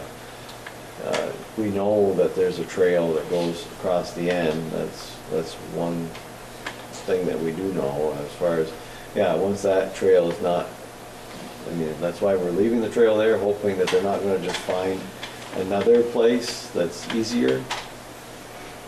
I'm thinking, what even during construction of the fence? I mean, what's our time frame of that construction? Because it's, I mean, generally probably not going to be all done in one day. I would think not, right? I would think. So that- I would be a little wary that during the construction, things are going to get damaged in that time frame too. I mean, Right.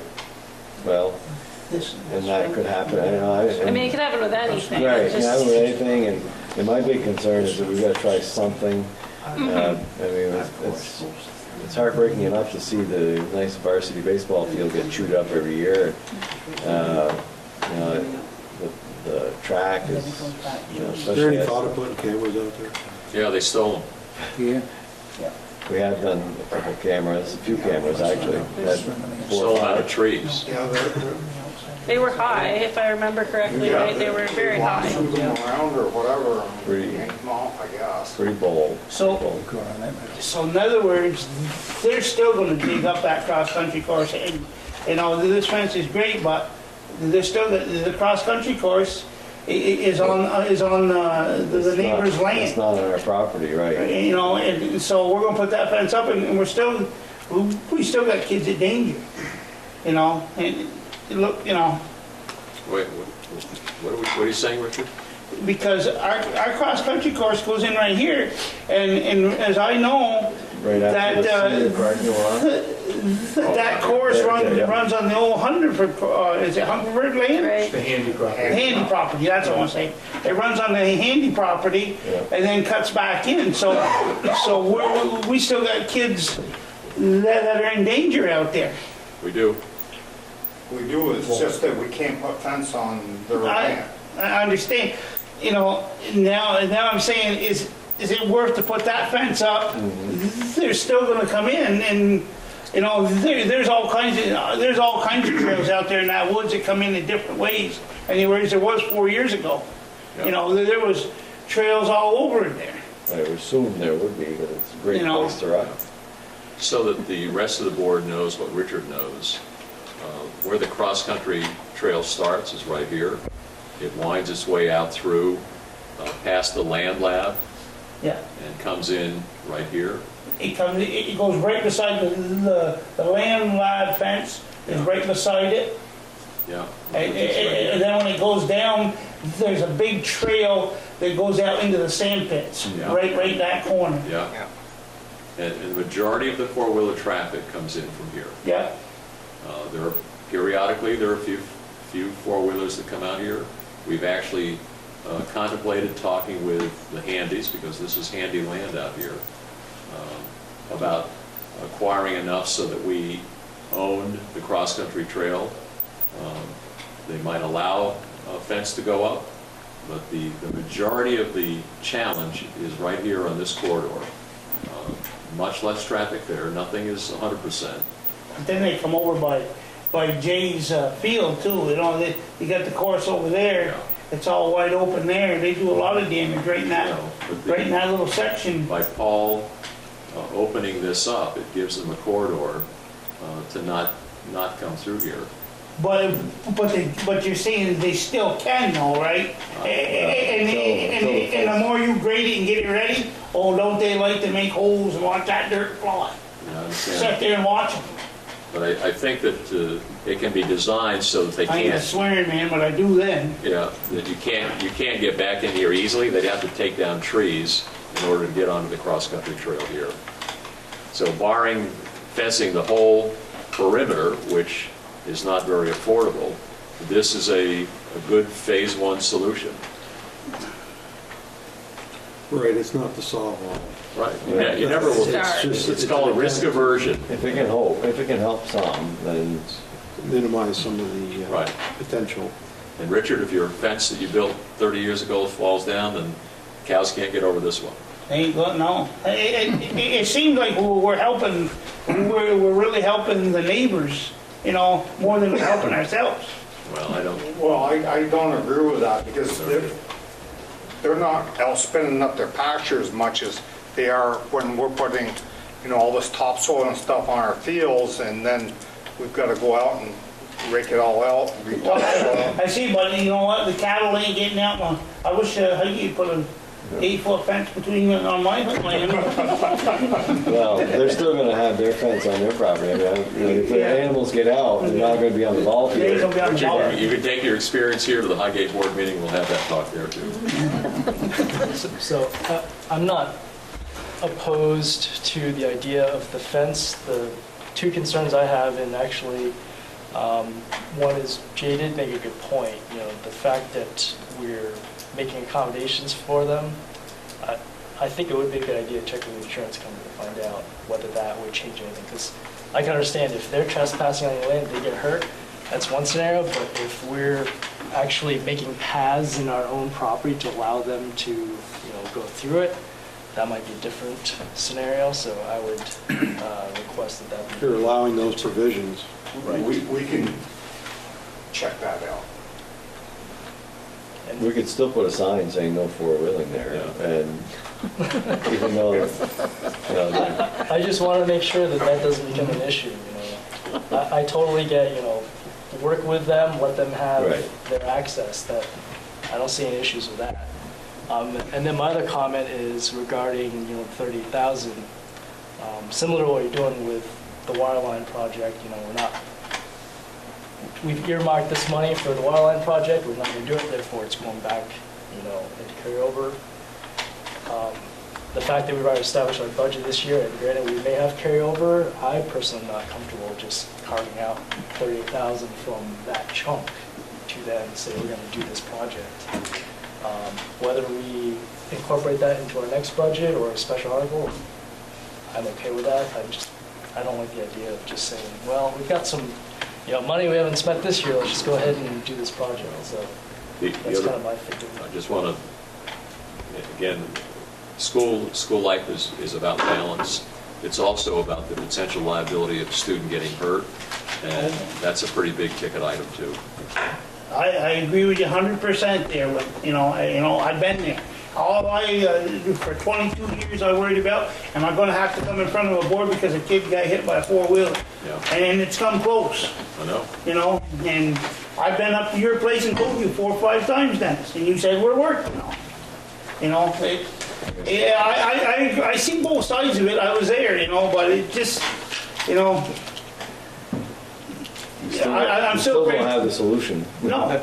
But yeah, if the trail was on our property, I suppose if we made the trail go on our property, that would be one solution. But then it would shorten the trail considerably. Right. You know, that's an ideal course right now.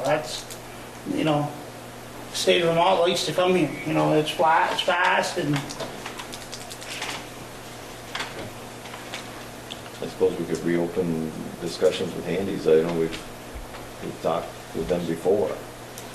And you know, I think Dan, I think my feeling is it'd be better to talk to Handy's before we went through with this, you know, and see if we could, you know, I guess our concern was that there is, you know, I don't know if it's urgency, but we've got 15,000 to spend on the track, and we don't want to spend it without some sort of protection. And, you know, but we've spent money on ball fields and yeah. stuff, you know, and, you know,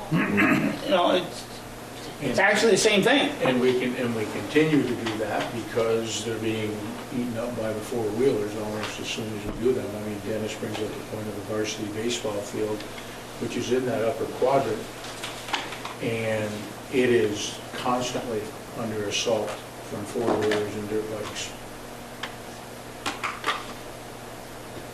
What would be your phase 2? If, I mean, just hypothetically speaking, like if we phased it out 3 or 4 phases. Well, if this was phase 1, then the thing is like what Richard's talking about, if we can talk to Handy's and they can sell us that little piece of land or give us right away and put a fence onto it, one or the other, then that would probably be phase 2 to bring the fence out. Yeah. Because that's more of a problem area. Down over into here. Okay.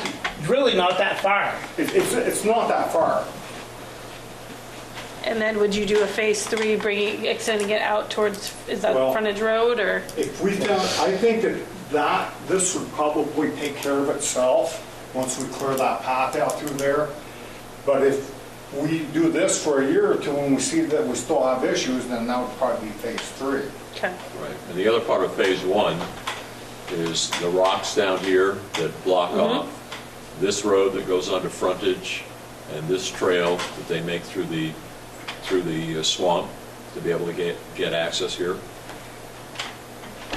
And on the flip side of that, if a year or 2 from now, that fence, if we put it up, is all torn down, then probably phase 2 and phase 3 are gonna look a whole lot different. Yeah. Just got a big concrete wall. Well, How speaking big of a that, piece Big how big a concrete piece of wall. land does Handy own? Did you do on the other side? We've been in about 86 acres over there. 86 89 acres. acres. I don't think we've gotten our budget money to buy 86 acres from them. Well, I don't think that's It the might be thing. possible to arrange a lease for the land, well, a 50-year lease for the land or something like that, which they wouldn't have to cut up their piece of land and sell us a part of it, but we'd have access to, guaranteed access to it for a period of time. We don't need the whole 86 acres, right? You aren't saying the whole 86. No. You're just saying Right. that section, right? I'm just talking about a section, Okay, yeah, yeah. releasing a section. In fact, the remainder of the land Yeah. would be open to them to do whatever they Yeah. want, whether they want to develop it or not, but we just take this little piece over here and lease it from it. They don't have to cut out. we will have, Talking about 5 acres over yeah. there. Right. We will have a conversation with them. I don't think it changes at all this year. It just means that one of the other phases, then we could begin to protect the cross-country trail. How far out does that trail go, Richard, when it starts? From the head of the trail, does it go like right out even with the, well, you said it goes up towards the land lab. Yeah, it goes right by the land lab, on the outside of the land lab, and it turns and it goes down, it runs right behind the varsity ball field, and then it goes through that little section of woods there, and then it's straight across, and then down into the woods, and comes out by Jay's softball field. Right here. Yeah.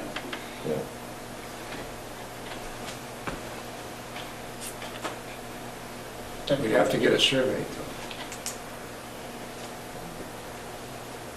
If we were going to lease off, Right, yeah. you'd have to have the piece surveyed. Our property's all properly surveyed right now, so it'd be just a If matter we're of gonna- hiring it.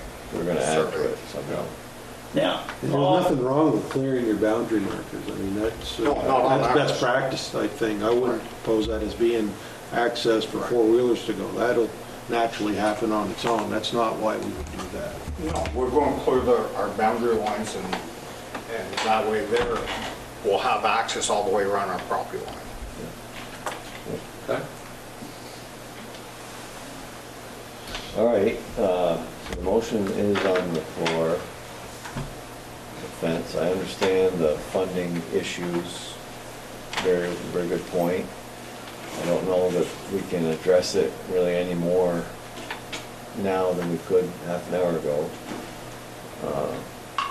So it'd be something we try to do next spring, or? Well, there was talk about trying to do it this fall. It depends on what somebody's schedule would be, Right. because What, we'd have to put it out to bid, so that's gonna take a week or two. And then depending on what the weather looks like, and somebody's time schedule.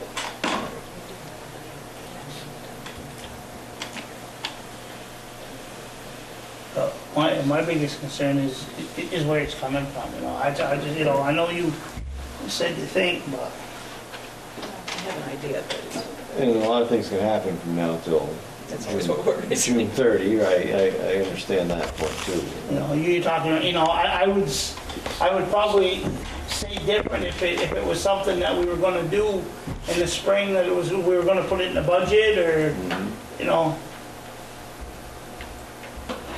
I suppose if we decided to wait,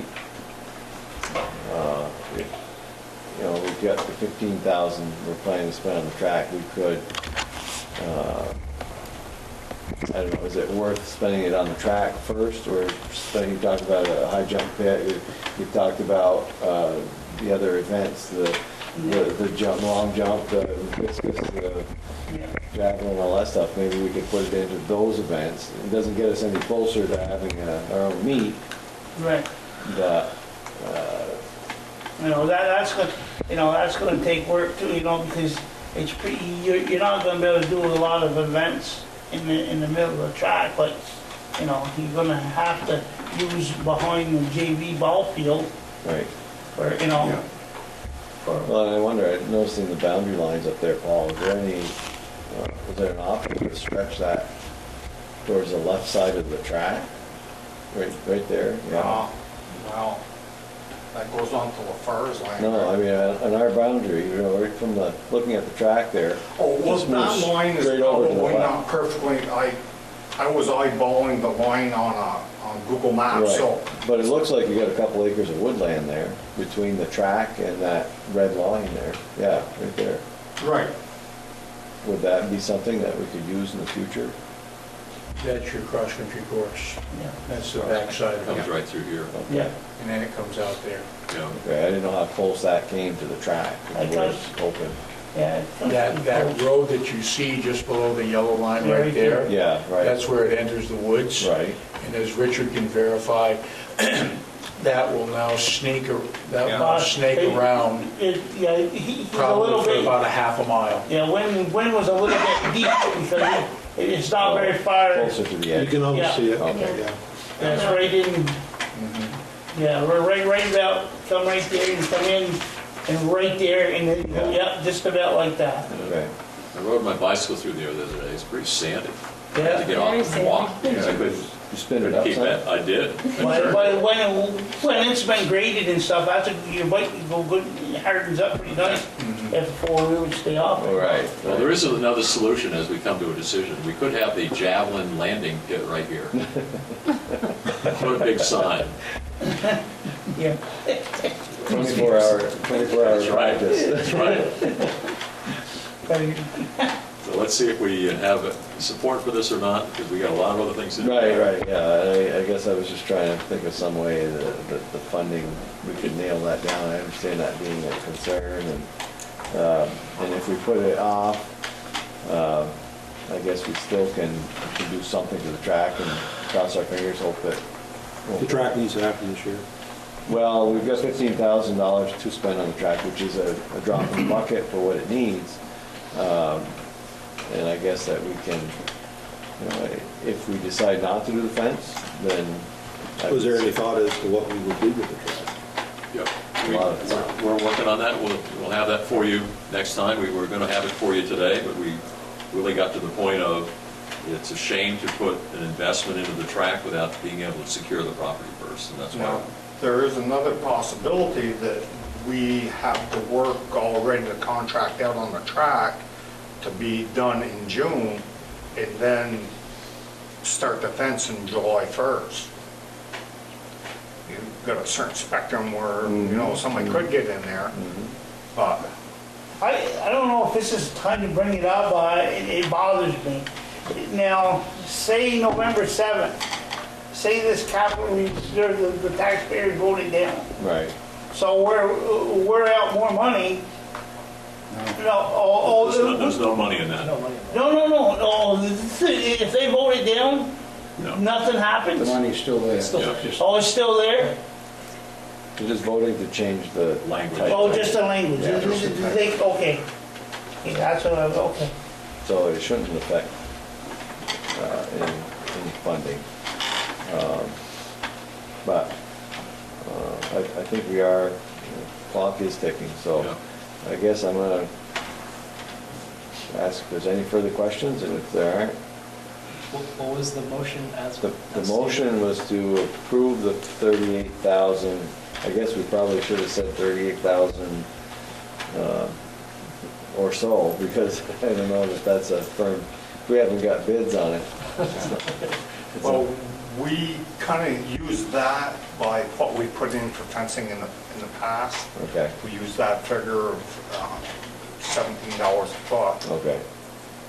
So 38,000 to erect that fence, as described on the screen, and if it costs more than that, it comes out of Paul's pocket. I think we're all good with that. Something like that. Maybe you don't have to write that last part of it in. Is that the fence? Is that? Looks like you're volunteering. All right, so anything left, or that was to answer your question, John. So if there's no further questions, If we use the $15,000 that's already been approved for the track, if we put that to the fence, then we could legitimately take money from the capital improvement money and replace the $15,000 after the fence we is in could onto the put the track. 15,000 into the track from that account item. Then that would only need 23,000 new money that way. Yeah, it's a good idea. Yeah, I didn't want to say it out loud, but that was a great idea. So we could also use more money to fix the track out of the capital fund, right? Yes. Then that way, it would get done. There would be some more monies available, probably could use some more monies out of it, but Yeah, if we're thinking 50, 60,000 to resurface, I heard that number now. That's, once we decide if it's a 400-meter track and all that, but that's a possibility. Can that option be noted? Right, funding, so that's something we could hammer out. in the So it next- doesn't get lost in the Right. discussion. Yeah. Yeah. It might not be part of the language, but I've always kind of made the assumption it was more for building stuff, building related, not grounds related. Well, we were going to use some for the water line project, which. Well, that's part of the building, it's part of the infrastructure, I would say. well, the athletic fields are part of our infrastructure Yeah, too. it's part of business, that's all part of what happens here. So, yeah, I guess I would. Security. That's a slippery slope, I think. Jay, what do you think of that? Because you seem to do all this investigating on it. What's your, Well, I think you should look at refresh your memory on the articles that's being warned, because I think that there's two things that are being asked the voters. The voters are being asked to create the fund properly, and then the second part of it is to allocate the existing funds to that newly created fund. Mhm. So I'm not sure that I would interpret that to mean that if the voters vote it down, that money is still there. Well, I guess my thought would be that it would be. They're not saying that it has to be returned. It's, if it doesn't get allocated to the new fund, I assume it stays in the fund that's there. I think it would take separate motions to extract it. You'd have to extract it from one fund under one title and then extract another amount from the other fund that still exists. This is if it fails, but it would still be available to us. This is the reserve fund article.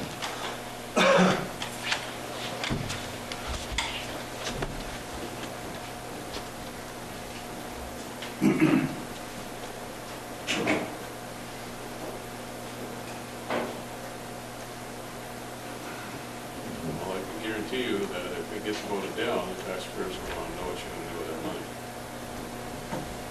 Right.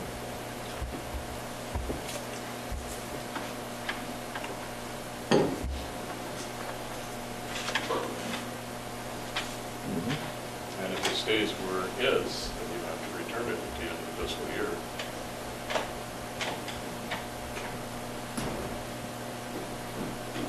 So we could lose that money then, right? Well, there would be an incentive to spend it, which wasn't our intention, spend it all in one shot, but it'd We certainly got projects that could eat it be, yeah, right, right. I mean, there's uses for it. without wasting it.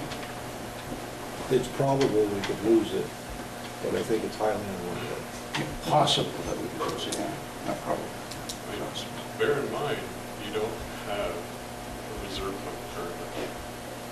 And by the law, you should have returned the unspent amount when it wasn't used in the fiscal year that it was allocated. So you got that money as a result of an article for $100,000 for retrofits of the existing buildings and grounds. As was a dedicated fund, not meeting the requirements of a reserve fund. You can't roll that money over from one year to the next. That's the confusion that was created because the three funds change from year to year. Some of it's reserved, some of it isn't. If you want to go through and determine which is reserved, which isn't, then that's pretty, that's getting us into some pretty muddy water here. But All right, well, we'll see what happens after November 7th, so. I personally, I expect that it will go through. Well, So would it be a better idea to table this? I'm nervous about it, I'd like to see, I think it's a great thing for fence, and all that, but I just want to be safe, having said that out loud, Richard, I think you're probably right, because I think, hearing that whenever we do improvements to the track, that's when the fence would really be needed, rather than doing it now, not being sure. So I guess that makes sense to me. So could we amend it and, Well, we or change it?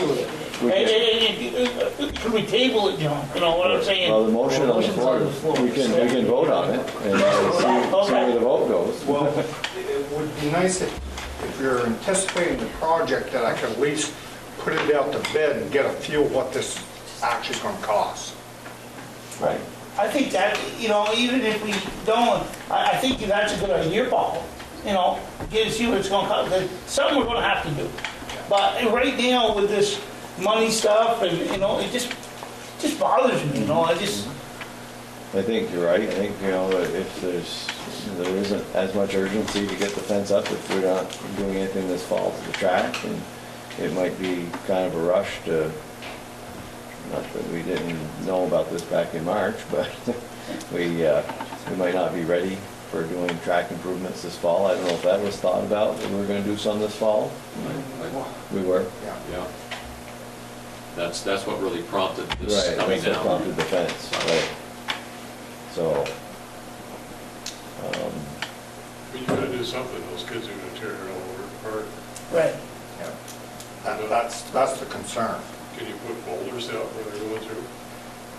We tried it, they just Not- route around different trees. Not really. The boulders don't really work well and not much open space. But it gets them away from your Yeah. kids. It doesn't, Jay, because what they do is they just cut new paths around other trees. The motorcycles will actually jump the front tire on top of it and then jump right over the rocks. Seen them do it. It's almost impossible to keep the motorcycles out with boulders.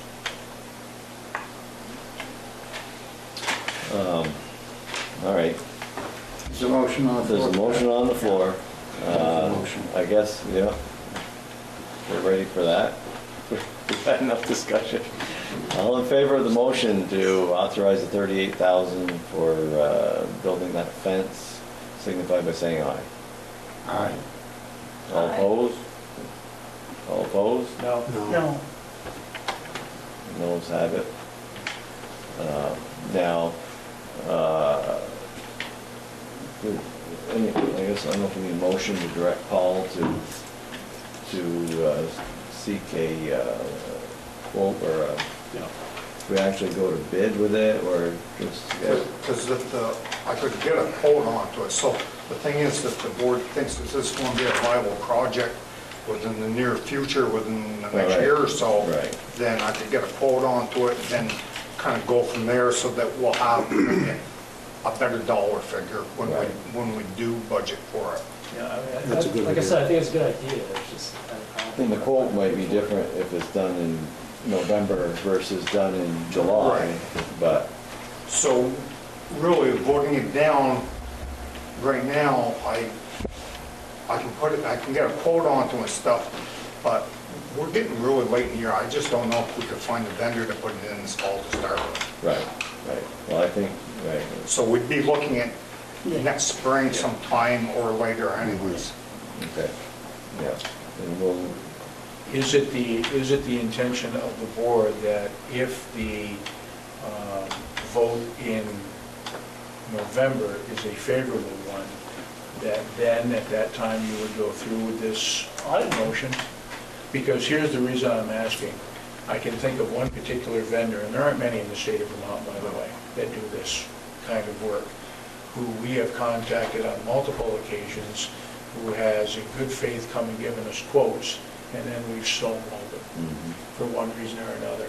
And quite frankly, I don't want to waste his time again. right. Because he may be your only viable option when it's done. And I agree with you. I'm just worried, Jay, about that November vote. And that's fine, and I agree with you 100%, Richard. My only question is, if the November vote is favorable on behalf of the school and on behalf of the reserve fund, will we then move forward? I would say as long as I know where the funding is coming from and I'm okay with it. And the funding wouldn't come from that reserve fund for that fence. Well, that's what Right. I think you ought to have more discussions on where it's coming from. So The 15,000 could, though. we could. Right, the 15,000 could. Right. That's correct. Right, so maybe we can revisit this after, in the November board meeting, and have a discussion about it and see where we are with the vote and everything. Yeah, I think that's, And at that point, I think it would be too late to do a project like that anyway. Right. Once you're talking December, and it could be done. Concrete But if the poles in board December. gives me a pretty good directive at that time, then I could go out and get a fairly decent quote for the work to be done in June. Probably more in the spring or summer, yeah. All right, so let's, I don't know if we need a motion to direct Paul for that. I don't- I guess we'll probably wait till after, Yeah. to our November meeting. Okay, fair enough. The budget development process has started preliminarily, looking at current staff this year, maintaining it into next year with the negotiated settlement through both support staff and professional staff negotiations, the change in the health insurance plans that are happening in January. Even though the health insurance is looking like it's going to, I know it's going to go up about 10% next year, next July 1st, the savings in the actual plan costs, I think, will actually be a wash in terms of first draft of the budget. Just looking at staff and benefits, there's a lot of other things to look at. We're going to have to go out to bid for transportation for next year. We extended last year's contract for 1 year, so we will be going out to bid. The SU board will be looking at the assessments at the next November meeting, and that will be a large item in all the school budgets. And there are some costs that are coming in from the 6th grade in the elementary school, so all those things need to be looked at, so, as well as the other needs that the administration may have identified, will be identifying.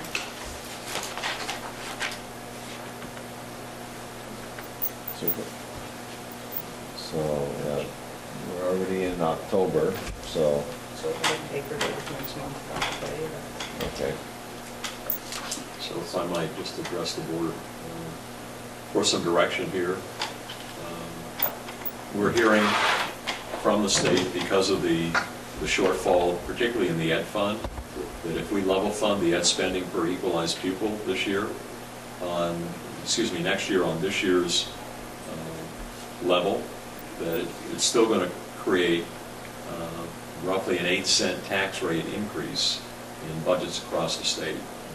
So we're facing a pretty difficult budget development for FY19. Given that, given the conversations I've had with you previously, do you have any direction for Becky and myself and your administrators for how you'd like the budget to be presented to you in the next draft in November?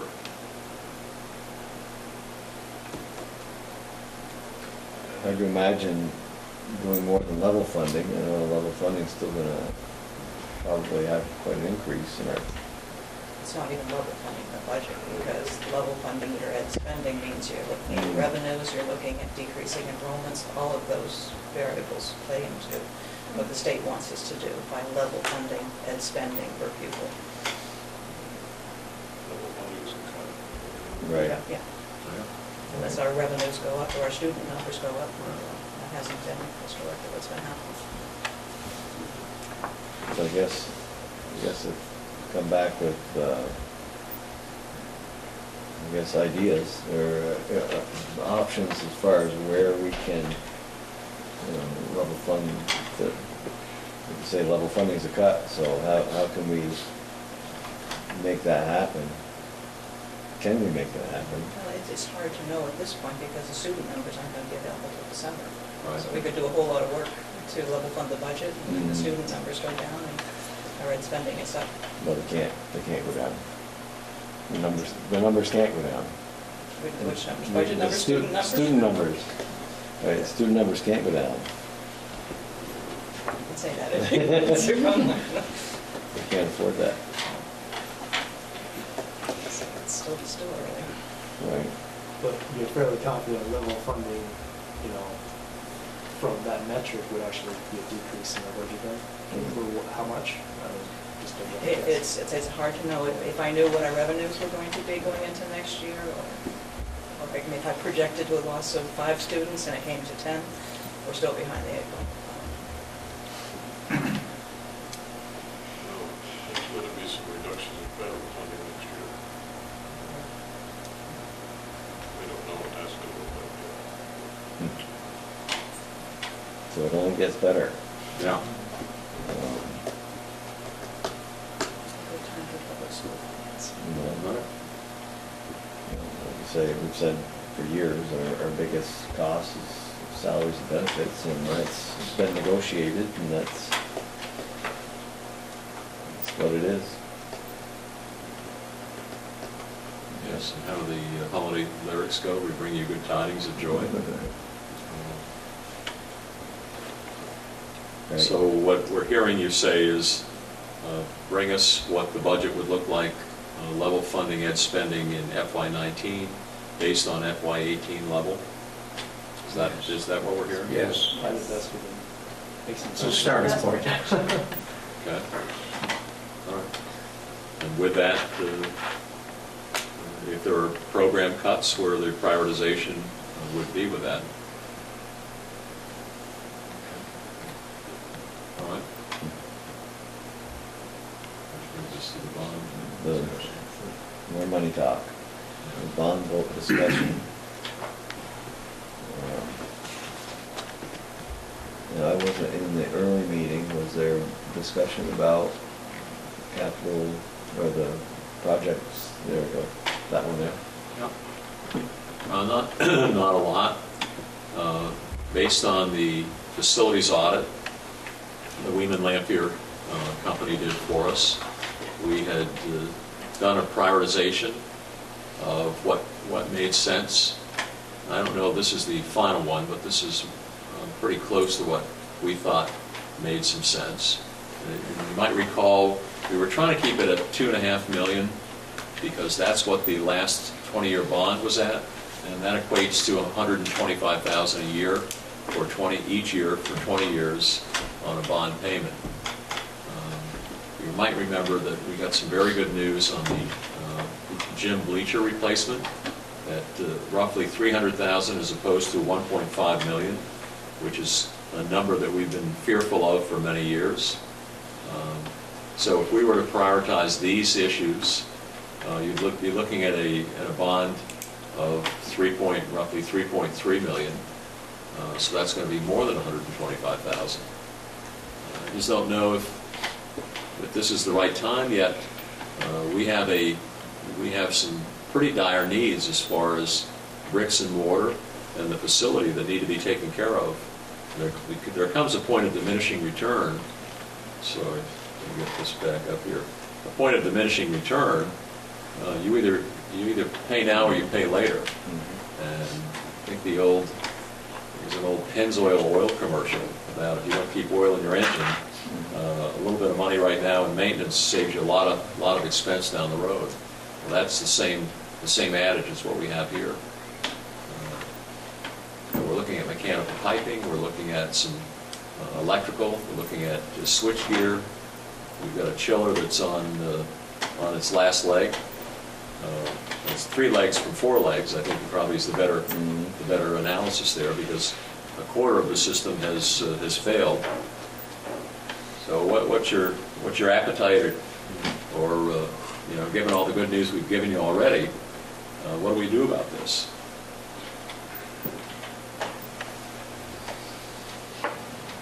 Anyone can chime in if they have the answers. What's entailed with the curb and the sidewalk? That seems like a lot of money. Is there something special? Whereabouts does it go? Is it more? Is it replacing what we existing? We should let Paul escape. The issue, this is setting up for the parking lot project. I'm in the process right now of writing a grant through the Regional Development Corporation. We wrote one for Highgate, which we'll know next month whether or not we were successful. It's using federal money to be able to do the grading that needs to be done. So probably for now, I'm thinking, because Paul's not here, let's table this and just think about, rather than kind of drilling into what's priority and what isn't, what's your appetite? Is this the right year to be going forward with a bond? And you might remember that one of the interests we had in that, we used the water line project last year to maintain the $125,000 consistency in the budget, because financially it's a detriment to us to have a dip in not having a bond payment and then come back. It shows a dramatic increase in the budget, which the ed funding formula often will be used against us because of the rate of increase. So, And we've had the $125,000 a year for the last 20 years. 2 years ago it stopped. So for 20 years we had that amount, and we thought, and it would be, if we did that for another 20-year bond, we felt that people would probably support that.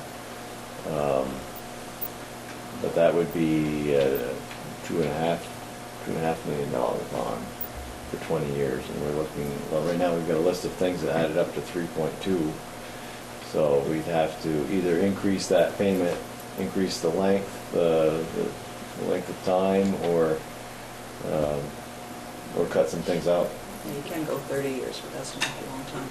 Right. I think that's crazy, but I think you could do a bond. I think $520,000 to have a reserve fund, reduce the amount by $500,000, eliminate your $100,000 article this year, you'll come close to the amount that you're paying right now level funded. Yep. Yeah, that's a good idea. We'd have to throw some. It comes close with a level funded budget, because you got a $100,000 article Previous every one year. was for 20 years, it's for And 3.25. essentially, you're using that money. But I don't think it was that low 20 years ago. Yeah, Probably not. let's have one conversation here, because I think there's some valuable information going on here. Your taxpayers are already paying $100,000 a year for retrofits to the existing building ground. So if you eliminate that article, you have a $100,000 payment right there.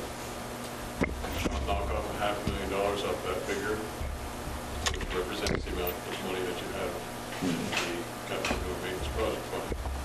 And you're gonna come close to what it would cost you to do, you're gonna come right into almost the same ballpark of the $2 million one you had before. Good idea.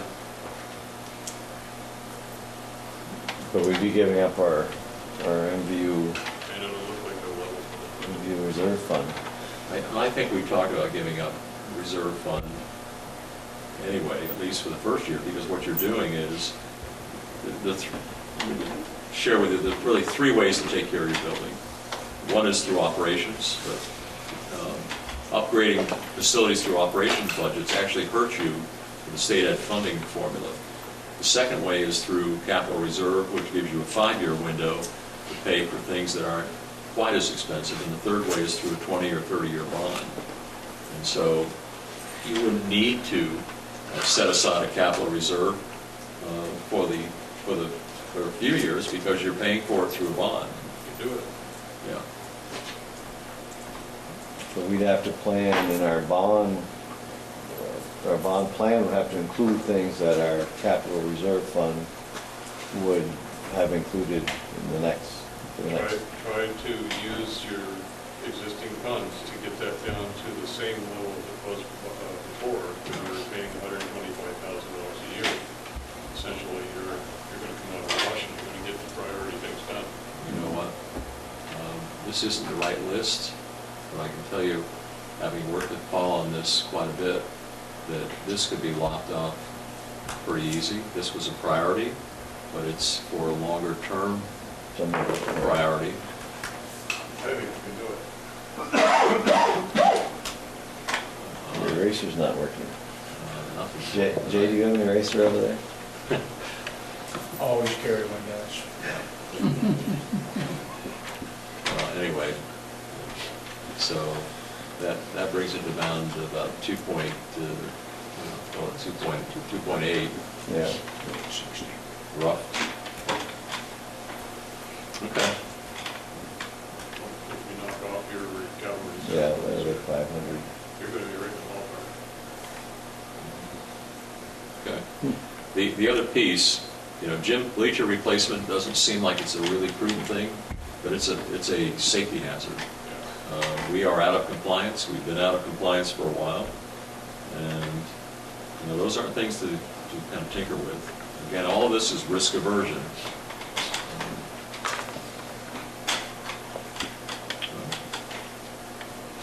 Not only that, I think you could sell it for the taxpayers.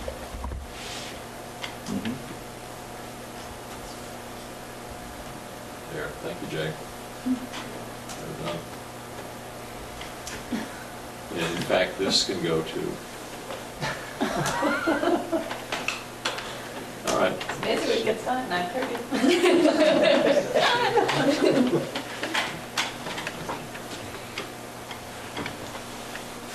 Just for fun of it, let's just do it.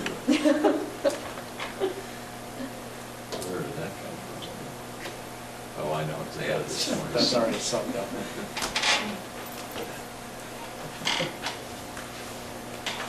All right, so At least 2.4. The camera's not pointed on that. What's that now? At least the camera's not pointing on that. Yeah, I know. They didn't see that. We just did the magic. We took it from 3.2 to 2.4, and I think you add into that the 500,000 that's in the capital reserve, Doable. and it's doable. Right, because that would get us down. Got the bond issue, put it. And we get moving on. It would have to be a lot of information on a session, but Becky, timing-wise, I know how the bond market takes some advanced prep time. Do we have enough time? If you were going out for a July issue, Yeah, but for a town meeting vote, you have a town meeting vote prior to that. This Next summer, time. the proceeds would be available. yeah. Okay. All right, so let's just call this 2.5, so it's consistent with what our last 2.5 bond amount was. And Dennis, back to you. Do we put it to 2.5 total projects or 3 million total projects minus if we put our capital reserve fund. So you're coming in with a bond also of about $2 million. Right now, it would be, With the reductions of the capital renewal maintenance fund. And not that you're not going to exceed that $100,000 article. You eliminate that article, I mean, it's not necessarily eliminate the article, but replace it with a bond, not some both articles, let's say. Becky, when would that first bond payment be due? If we do it in July, it would be the year after, but you can always make the payment the very first year. Or So- borrow that much less. Here's what I think we might consider. That would enable you to have a 125,000 water line project. You still owe on the water line another 60 to 65,000 or so that was coming out of capital reserve. So I almost think You can do this. at 2.5.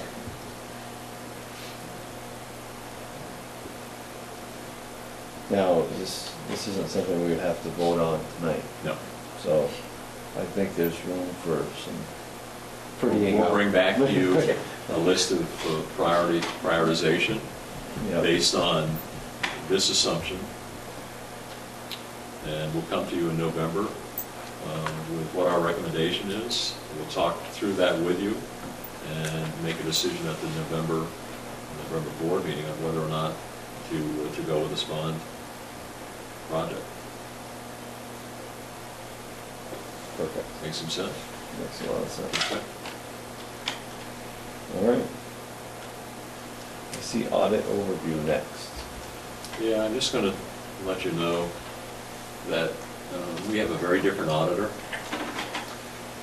We've had one company for many years, as have a lot of other schools, and this auditor looks really different at operations. And we'll be coming to the November Supervisory Union Board meeting on the 15th and making some very strong recommendations about changing some procedures.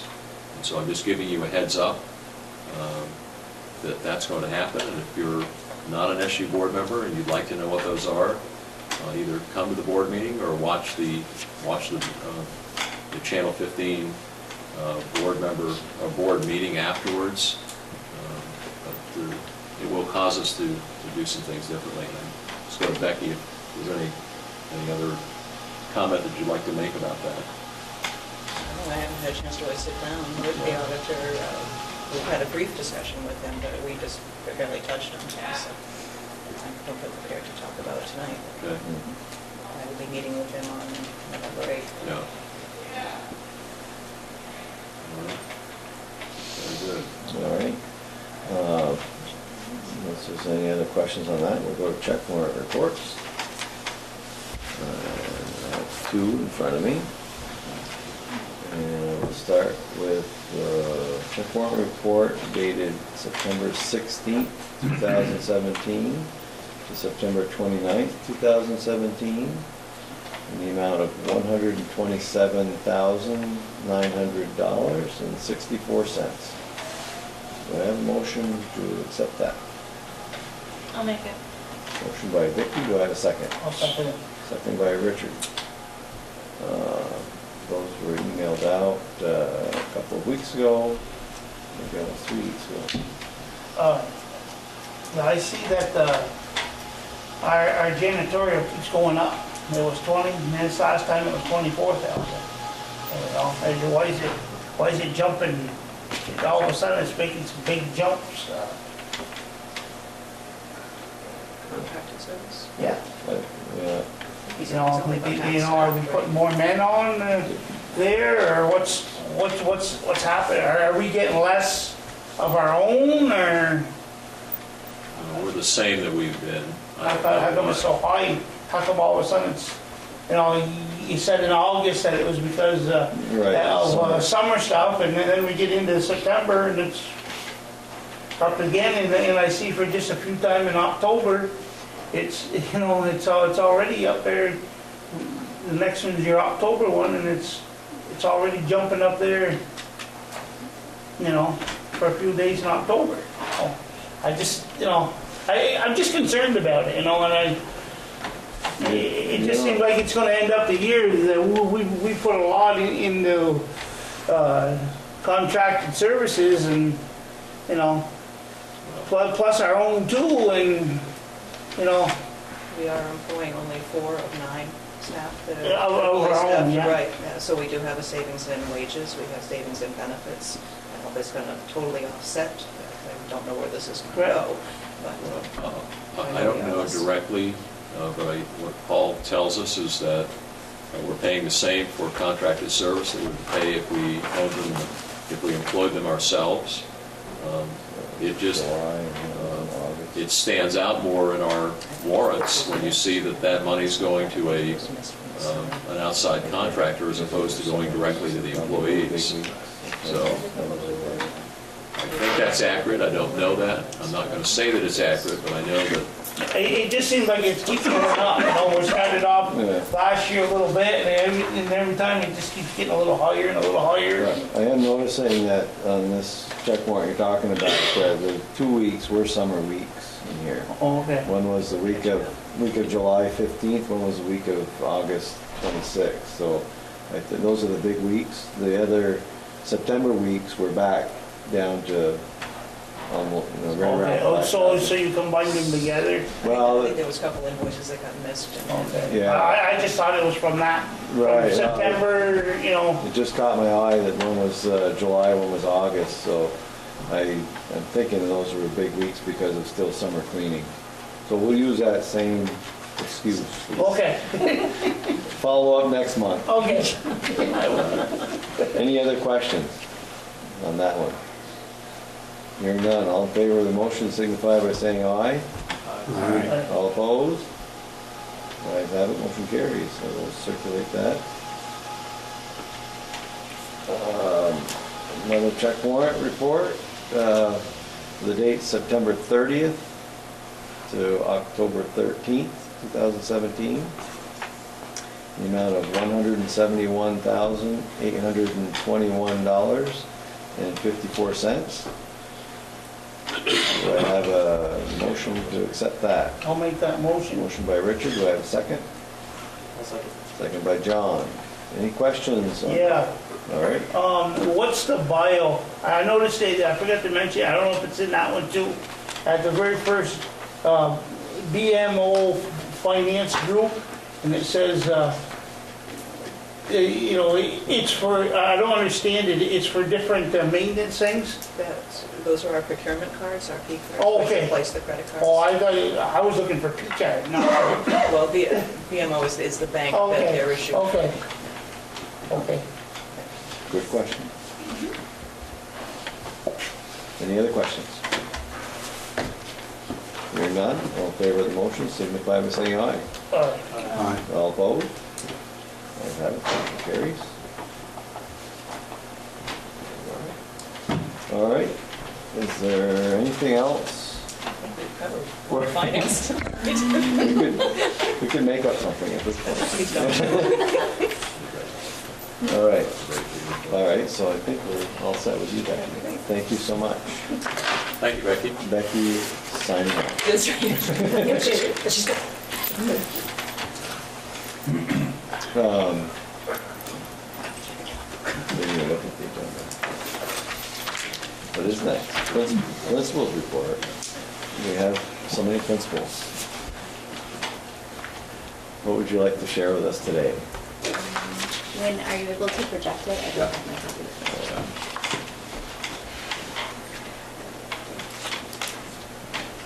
Thank you.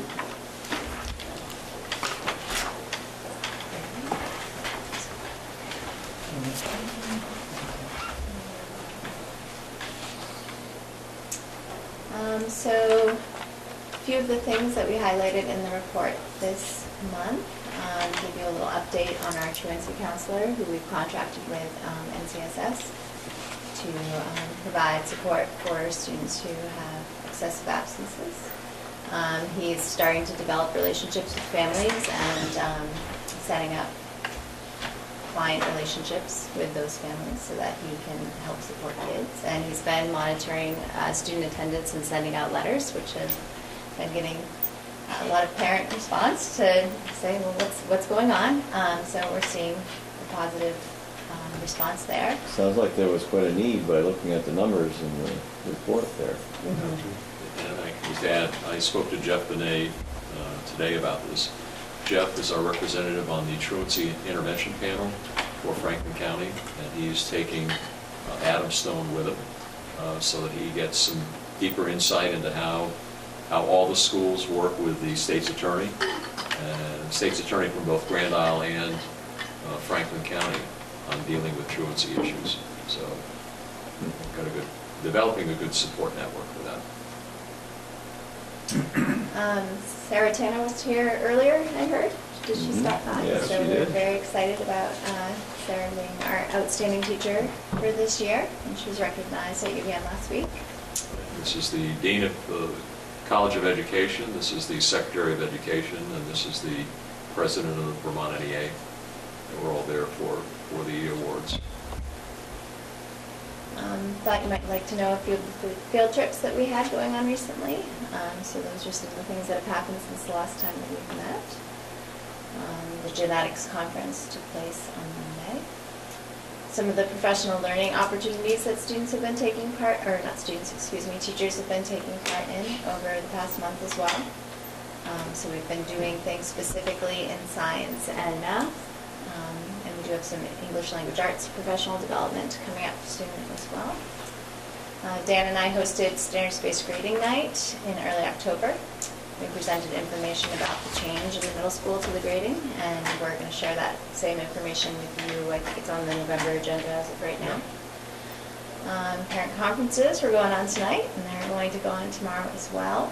And we've had assessment scores available for parents that they can have before they leave. And I'm not sure, I came to the meeting late, so I'm not sure. And we talked about this. The only piece that I'll add is we brought in 13 mental health counselors 2 days ago to coach the faculty and share resources on how to support children. We broke down into groups of 10 teachers with each NCSS mental health counselor. There was also an employee assistance counselor on site to work with us. It was a pretty powerful experience and something that was definitely needed. It's very difficult for staff members to know what to say, and so this was a good situation. And then we are wrapping up with the attendance data for the past month. And so we were looking at the average daily membership numbers, and I got on the phone immediately and called Dan and said something's going on. So I don't know if you guys were able to find out more information there. A lot of sickness. Yeah. As you can probably tell from me. But yeah, in the last, from the September 12th to the October 12th, we've actually had a number of kids that we've actually had 2 separate illnesses that have gone through. Just kind of waved right through the middle school. So we've had quite a few kids be out for that. And is it safe to say you took one for the team? I did. I did. That's good. He's living proof. Yep. Good. Any questions for administrators about what's been going on? I got a question, or maybe you've heard or haven't heard. As far as the SBAC scores go, there's what, 5% proficiency in math? For grade 11. Yeah. So somebody came to me. Their child is a student here, 11th grade this year. Mm-hmm. So the scores come from the 12th graders this year, is that correct? Mm-hmm. So I guess when this information became available, when they heard about it, the senior class was very excited to hear that they were successful in bringing the grades down, or bringing the score down. The whole idea was once of course they were bummed out that they had to take these tests, and it was stated that it wasn't going to reflect in their grades, it wasn't going to affect their GPA or anything like this, in that as soon as they got the test done, they could leave. They didn't leave as soon as they finished the test. We did keep them for the remainder of the testing time. Okay. So that is that piece we did keep them. Regarding GPAs and grades, though the scores were not counted toward a GPA or grade in that past testing year. Previously, when we had given the kneecap test, which was the predecessor of the SBAC, we were able to figure out a few ways that we could incentivize with grades student performance.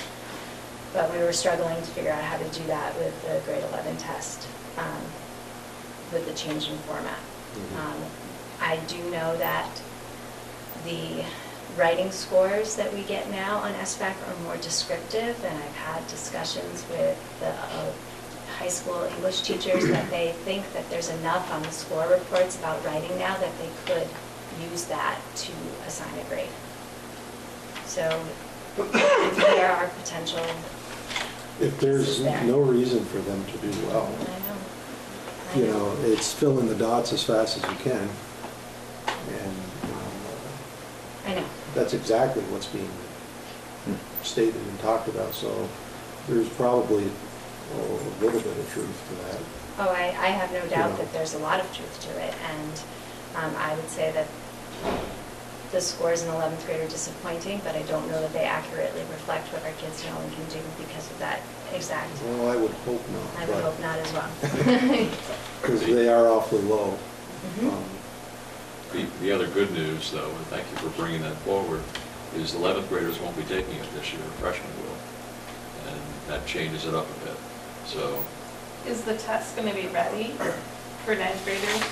It will, because the SBAC is given all across the nation, and different states decide which grade level they'll assess in high school. So we decided on grade 11 as a state, but other states have been testing grade 9 all along. So the test is already available. Yeah. Doesn't that seem kind of peculiar in a way, though? If they don't like the results of grade 11, we'll test grade 9. So why don't we test grade 12 instead of grade 11? You know, the decision was made by the state, not by us. I know, but, you know, the other decision the state made not too long ago was the memorandum that Secretary Holcomb sent out advising schools not to use that spec because the results are unreliable. So, I mean...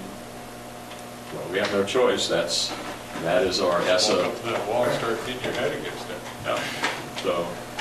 And that is the problem. You know, we struggle to figure out a way to encourage kids to do the best. Right. And they're smart enough to know they don't have to. So. Right. It's not like they need to complete it in order to go on to the next grade. Yeah. I've heard some students, I mean, it's just off the street, I can't say whether it's true, but some students will answer the first couple of questions and just check off any answer they want. Yeah. So the better news is we've shown some good growth in some of our elementary schools. Franklin's always been doing very well. We saw some tremendous growth in Swanton this year. And a lot of that's being attributed to the consistent approach to the Marzano proficiency scales and the work that we've been doing through professional development. So we're on a move. There's definitely a black eye with last year's high school, and who knows what it's about. But we're also, we've talked previously about building in an accountability component to things that matter to students, and we haven't figured that out yet, but there's some room to be able to make those changes. We don't have a choice in doing this. We have to, and so we're going to make the best of it. So, sorry that you're taking the same test that we're taking. It's the reality of high-stakes testing, and that's what this is about. So, all right. Even if you can't tie scores to grades, must be some other type of incentives. If you don't want a pizza party, I don't know, like competition. Those things work really well for grades 7, 8, and 9. As students get older, it's harder to do that. It's hard to show, and we've talked about things like that, but, you know, what do you tie it to? Like, they got to show growth, they got to go, you know, where do you start them at? You know, and the reality is some kids will say, well, I'll take the first one, then I'll show growth on the second one, and hey, it's not too hard to show growth when I try on the second one. So it's really hard to figure out, you know, what measure you're using. Are you only going to give a pizza party to those kids? I use pizza party, but, you know, parking permits, whatever it may be that you incentivize this with. Do you only give it to those kids who get 3s and 4s? Well, I mean, some Right. kids, Not you know, everybody's for doing some it. kids, Can't handle it. They're not. I mean, getting from a 1 to a 2 is phenomenal growth for these kids, you know, and the kid tries really hard, you know, and so we struggle with that as well. But something is going on because it's been identified since going back as far as 2001, when Wendy Hubby was here. You know, and then when Bob Pequeno was here. The board at that time was threatened that if they didn't hire a school improvement director, that they were going to seize control of the school. So aspect, kneecap aside, something isn't quite jiving. Something is contributing to this on a long-term basis. Okay. And we're working on it. So, any other questions for the principals? Right. We kept you a little longer than we normally do. Our apologies. Thank you for being on deck. Jay, were you going to, let's just think, I thought there was something. Yeah. I think we're set. The ag. Oh, agate. Yeah, hold in for a bit. Well, we can jump to Dan, that. Jen, Linda's already asleep. okay. Actually, Jay, we might table that tonight, because That's up to you. I think we will. I don't know if Richard is dying to get that. Well, I'll share it. If Richard's dying to get that information or not. I do. I can hang if you want. No, I think Oh, we're I get some information? Well, we can jump to it now. fine. You want to go to it now? Yeah, I don't have a problem going to it. All right. One business or another. So we asked the ag folks to put together an analysis of what the needs would be. And what you see before you is something that Jim Macy put together with an assessment of how many hours it takes to do these different functions. And you can see that field days, 40 hours, you can read the rest, land lab, animal care, the sugaring in February, the chores, the Cassidy field, transportation of animals' feed, and purchase of supplies. You're looking at almost 1,300 hours. We believe that's a pretty accurate assessment of how much time it takes. Now, we have some contracts now. Rona Macy is doing some of the feeding and chores. But to look at the whole picture, if we were to hire someone to get that done, and I just picked $11 an hour because that's our starting wage on our wage scale for support staff, you're looking at roughly, $14,000, $15,000 to be able to do all the things that Jim has been doing, many of them for free for a long time. Mark Wild's been doing the sugaring during February vacation. I think that he's probably not going to do that forever. So from a capacity building standpoint, we're equating this to a year-long activities director. Activities, Jay, you know a lot more about this than I do. Probably our highest paid activities director pulling in something like $5,000 a year for like a sports coaching, $4,000 to $5,000. Is that a fair? I would assume probably no more than that because the financial reimbursement for coaches is based upon the length of their seasons and the experience in that particular sport. So you might find, for example, because our winter sports seasons are clearly the longest, that those people are probably compensated the greatest, but I don't think we have anybody who is approaching $5,000 for a season. So this in would the be roughly 4,000 3 times that. range maybe? Between 4 and 5, I would Yeah. assume. So this is consistent with the number of hours that would go into a person's wage here. If you think about 3 seasons, and you think about 4,000 a season, you'd be looking at 12,000 overall. So fairly consistent. And what you're adding to this is summer, which is longer than, you're really talking 4 seasons.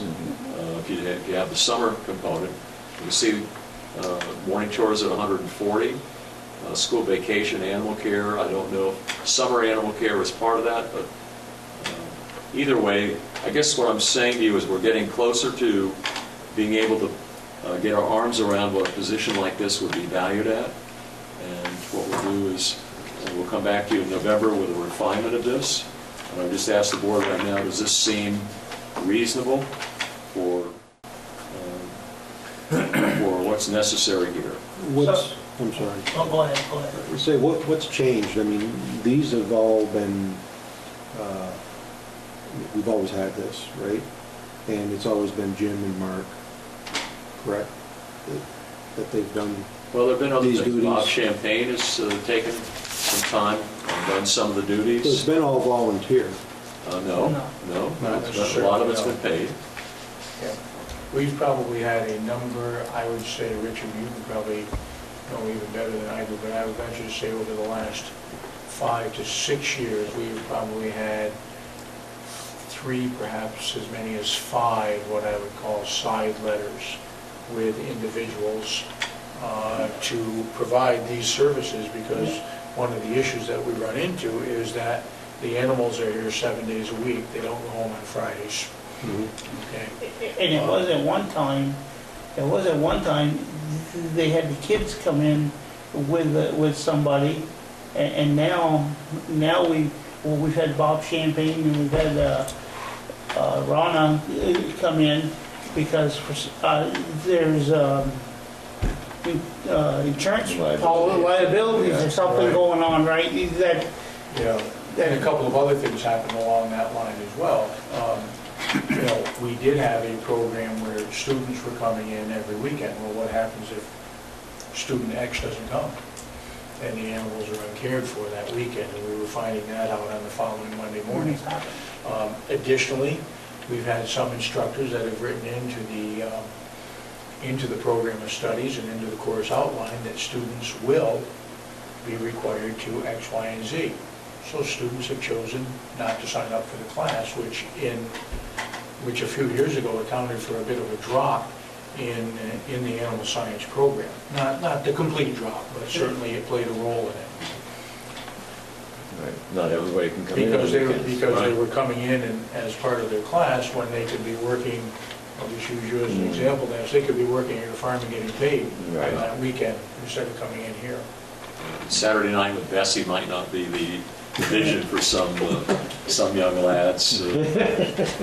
So now you're saying an ag activities manager, are you saying one person to do this stuff, or are you splitting it up between the teachers over there, or how are you guys thinking? Not that deeply yet. The other piece that I think makes sense to put on the table here, Jim Macy's been in that program for 50 years? And when he was a full-time teacher, he did a lot of these things. Jim is now a part-time teacher and can only make X amount of money. And so what it does, he's doing a lot of these things gratis and he's not being paid for them, where in the past, it was an expectation of the role that he had. I think to answer your question, Richard, the title is one that Wynn and I just literally picked out of the air. I mean, that title can read any way it wants. I think the reality, based upon the conversations that we've had previously with yourself and with other members of the board, is that we're probably looking at least one other person. I don't think we're looking at our existing staff. Now, they might be interested, but they might not be either, especially when, as Wynn pointed out, that we're looking at a situation where it's literally 12 months a year. Well, and the other piece, to be fair, we have a lot of teachers on staff that are coaches. They get paid as a director, as a coach, for additional work that they do. It would be nice if everything reverted back to what it used to be 50 years ago, where teachers just did everything for nothing, and that's not the case anymore. So it's having a consistent expectation for teachers and staff throughout all aspects of our education programming. So I guess, like Greg, say he's retired, if he wanted to come in and take the sugar and, that would be, he would get treated as like a coach, right? Is what you're saying? No, you get treated as a criminal because it'd be a conflict of interest for a board member. Wow. We just couldn't pay him. Yeah. But forget he's a board member, okay? Just, he could do that as a coach, right? You get like a coach.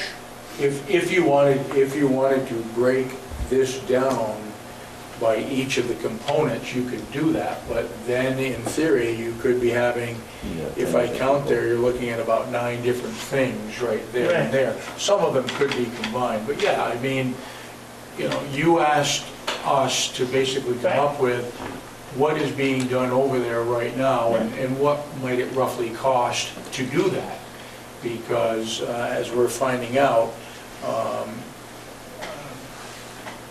as the program grows and as it expands, the need is getting greater, not less.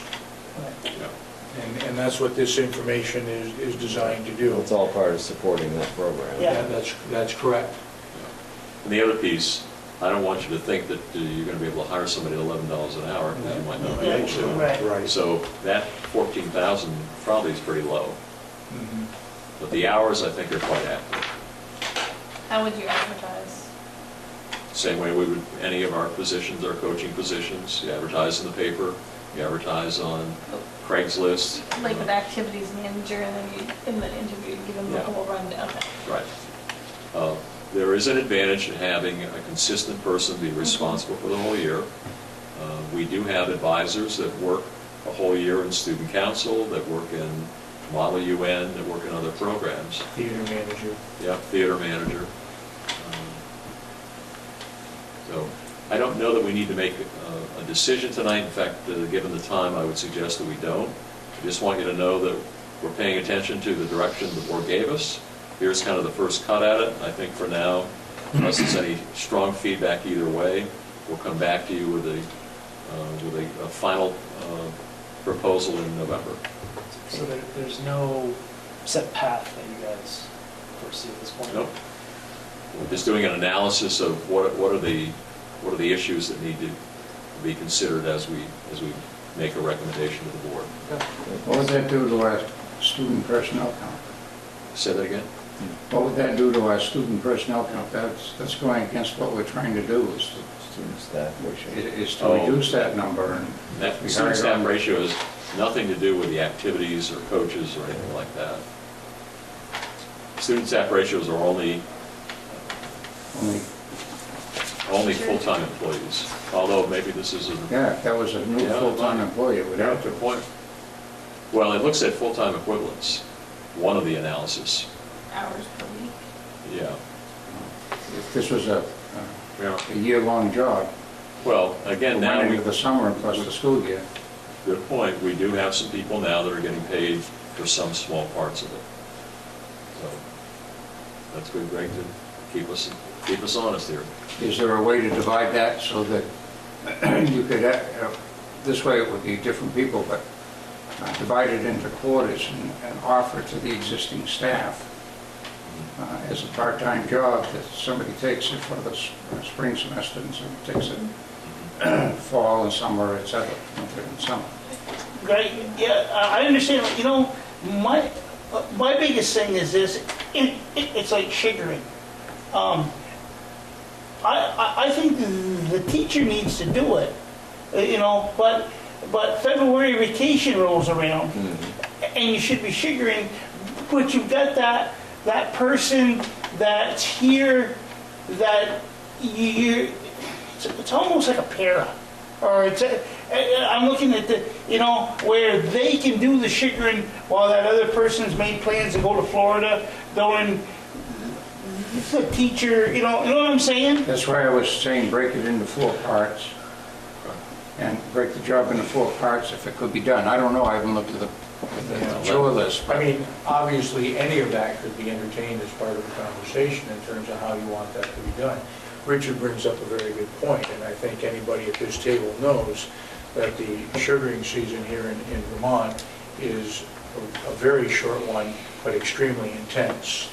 And very flexible, too. I mean, so What's that? is very flexible too. Last year, most of the sugaring was done in January. Yeah, and the other piece too is, why do we do the sugaring program? Do we do it to employ somebody to run our sugar house, or do we do it to educate our students?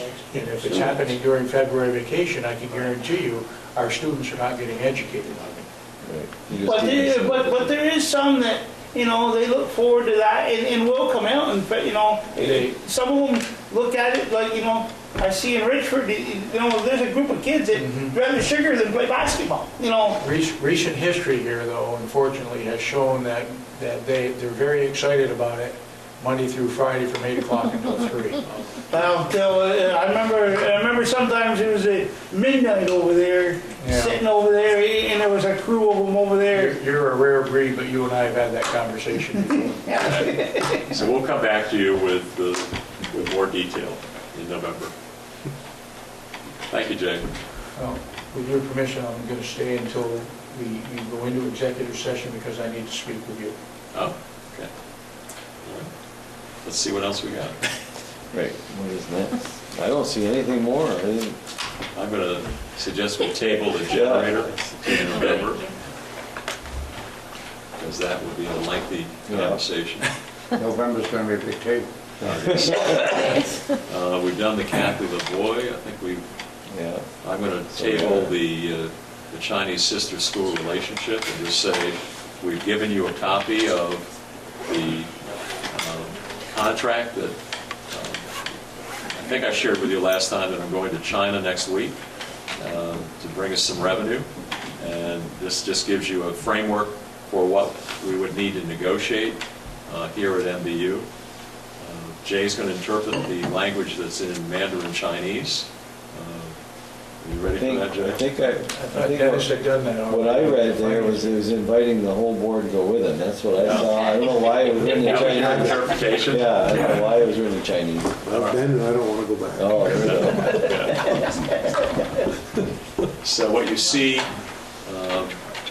agenda items for future board meetings, and note that the Act 46 meeting we'll need to have that at 6 o'clock because I'm double booked on meetings. Okay? So our regular meetings, you'll see that November we're at Franklin for the SU. And wait a minute. And I want to apologize for blowing the location. We were supposed to be at Franklin for this meeting. We want to be at Franklin 2 nights in a row. Works for me. John and Nikki, you're okay with that? Really banging on Franklin tonight. I was like, All right. We have the longest drive. Just All right. once a- So are we going to let the Franklin majority here rule? You know, anytime I've been to Franklin, there's always cookies there. So I don't know if it's got anything to do with the location or it's the event, but. All right. So we are at Franklin, and How do we get a hold of Carol and find out about the cookies? we'll work that out. And I have 2 short issues for executive session, That's something I'm late to. and we'll go from there. So We let's, still need finance committee meeting at 6 though? Finance at 6 on November 16th. You wrote 7, so that's why I'm all right.